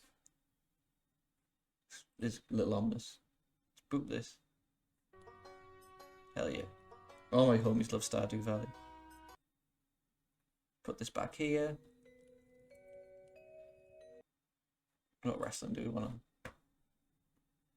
to? JCP. I hope it.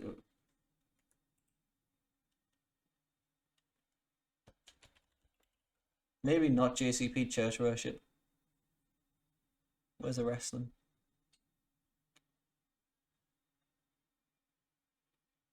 That'll do. So just pick a random one.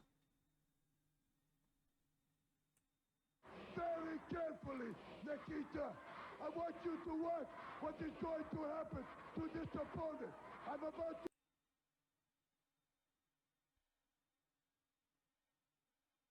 So this is NWA World Championship Wrestling from 23rd of May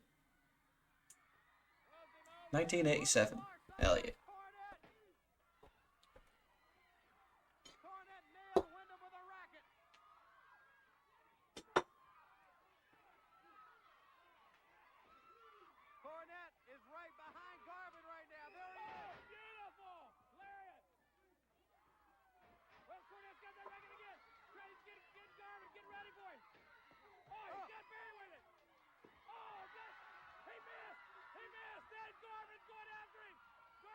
Young Jim Cornette was so good.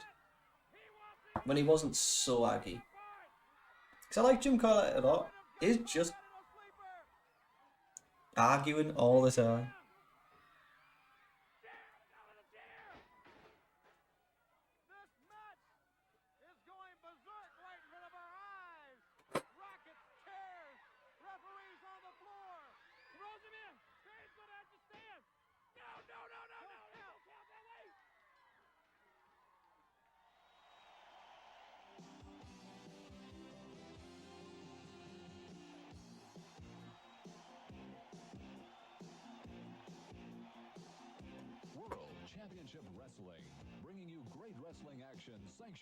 Alright, we'll come back to this. Boop.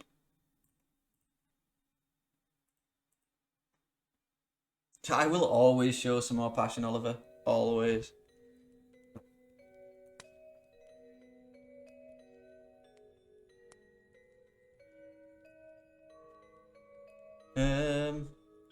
Sweet. Turns out my lunch is hotter than the sun. So we will end this here.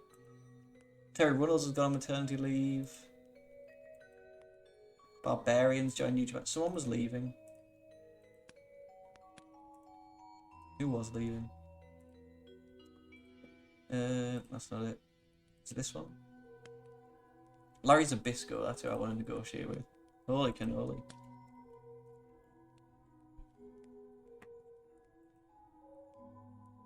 You're waiting for a touring contract to begin?